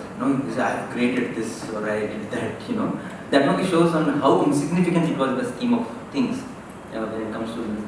The way I look at it is like, it is never like Swami said, okay, now watch, I'm going to do a miracle. It was never like that. Be ready with the camera, this is, it was never like that. It is like, see, I'm the friend, and as we talk and we are very happy in each other's company, and the friend gives me a book, as a gift, and then I also want to give something. So I have a nice pen, I said, why don't you use it for some time? So I give a pen. The only difference with Swami is he will just treat it and give it. That's all. For Swami, it is just like that. He doesn't have pockets, he doesn't keep anything, he just a rope. So when he feels happy, he feels happy for everything, or so many people they come to him, he wants to give them something. So he just takes it and gives it. It's as simple as that. Swami is just my nature. See, in Shri Baba Avatar, what happened? He had that udhi burning, and you should give from that udhi. And Shri Baba never traveled much. But for Swami, he just like, he gives it, the udhi is burning there, he just pulls it and gives it, that's all. So, I think we should never ever talk about miracles only, about Swami, because that's the last thing he also wanted ever to mention about him. So I would think it would be a very flawed way of taking anyone to Swami, the miracles, because as Swami said, those are my visiting cards, in the sense that when he wanted, see, why did Swami do the lingodbhav? Why he has to do all that stunt and vibhuti also, all that? Why he has to do all this? So there Swami says that, see, I did that because all of you are, you take so much for granted. You take divinity so much for granted. So once in a while, at least when he does a thing like that, then you're like, oh my God, he's the one here. My God, he's so powerful. And after that, when he says, be good, see good, do good, sure. He tells us, be good, see good, because he's the most powerful person. Otherwise, if he says, we won't care. When he does the both, then we'll, then Swami says, Om Namah Shivaya, you should chant this, you will chant, otherwise you will not. So Swami says, I do this once in a while only to wake you up. Just so that you know of what you are in the presence of. You take everything for granted. Take everything so lightly.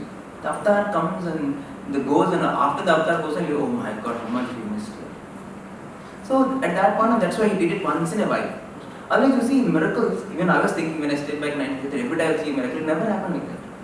Miracles just don't happen like that. It's very, very, very natural for Swami to do it, and you do it whenever he just felt like to convey something. Mostly it will happen in Kodaikanal. I have seen creations. Every day in Kodaikanal he will create something, because he's just, see, if you wanted to show it to people, you do it when there's a large gathering and all that. You will not do it.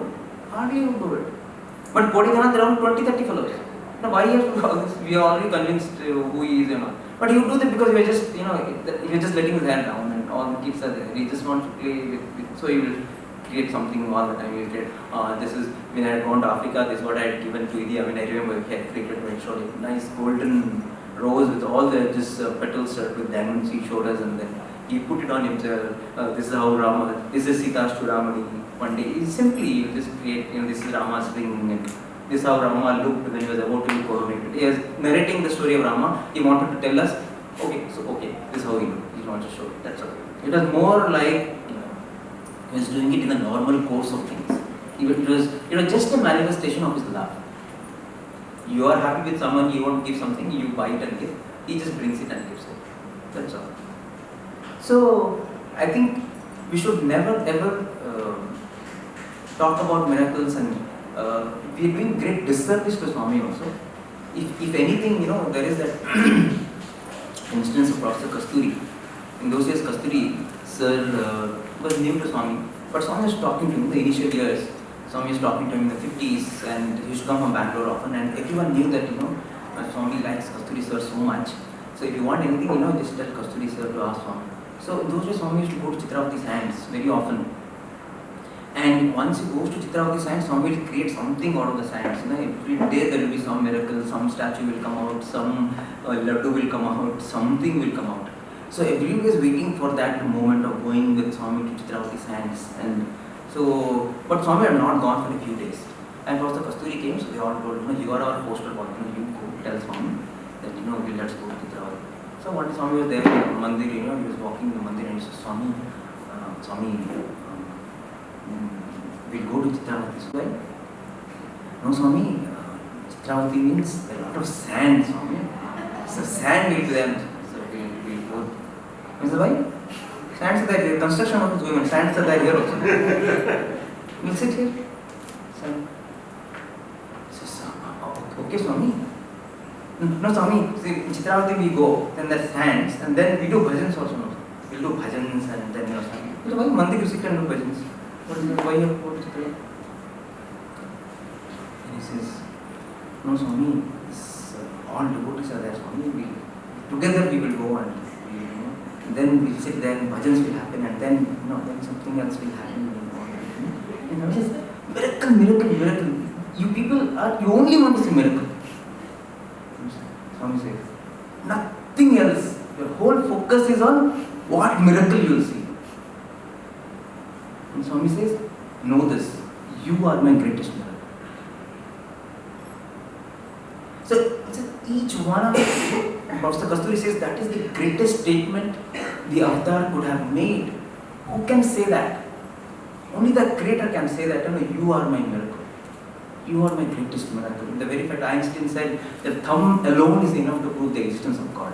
The kind of things that the thumb can do, the kind of thing that our body, we eat, we don't know who digests the food, we don't know how we eat something nicely, all the nutrients get absorbed into the circulatory system, they go to the lymphatic system, the other nutrients go into the circulatory system, something goes to the brain, what has to go to the eyes. Everything you take, even the skin, anything you take, the body itself is like a miracle, right? What amazing thing that happened. So, I think Swami always wanted us, he did it out of love, and once in a while he did it only to wake us up. That's all. But that is not what is Swami. If any time we are trying to tell Swami that, Swami created this and that's why he's God, it's the most poor, pathetic way we can introduce Swami to him. First of all, let us never ever try to take Swami to anyone. Let us not try to introduce Swami to anyone, because we ourselves don't know who Swami is. How much do we know who Swami is? Who is he? What is God? We have no clue. Only thing we can do, I feel, okay, you lead a life which is like fantastic. And people should feel, wow, this person, how is he like this? How can he be so calm? How can he be so happy? How can he be smiling all the time? And then they should feel that he is like this because he's a follower of Baba. Because he's Swami's follower. That's why. So anything happens also, he will be very calm, very polite and very nice. That is the best way we can introduce Swami to other people. Or you can talk about Swami's work, if there is opportunity, situation, inclination, you can talk about Swami's message. I think that's the only thing we can do. We can take Swami's message to some extent and allow Swami to introduce himself to them. You cannot introduce. And Swami knows, Swami has his own way to introduce himself to every person. We cannot introduce Swami to any person. At the most, we can be the carrier of his message, we can be his message. That's all. Does it answer?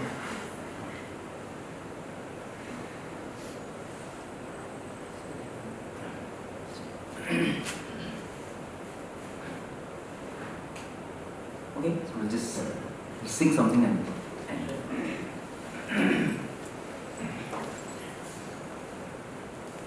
I keep feeling your love in me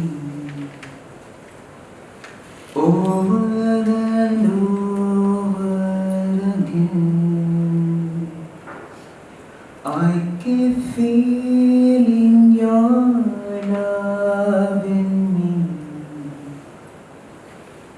over and over again. And it's sweeter and sweeter as the days go by. Oh, what a love between my Lord and I. My Lord and I. My Lord and I. My Messiah and I. My Messiah and I keep feeling your love in me over and over again. And it's sweeter and sweeter as the days go by. Oh, what a love between my Lord and I. My Lord and I. My Lord and I. My Messiah and I. My Messiah and I. My Messiah and I. My Messiah and I. My Messiah and I.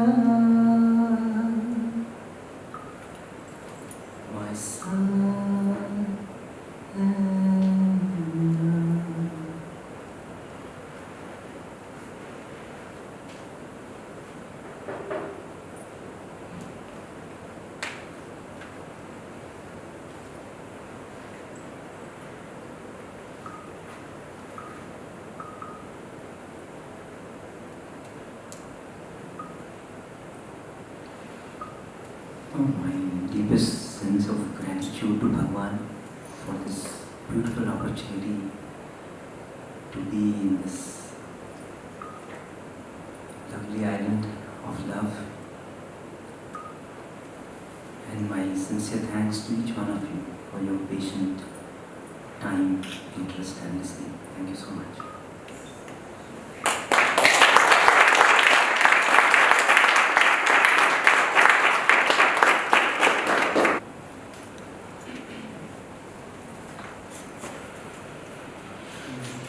Om Jai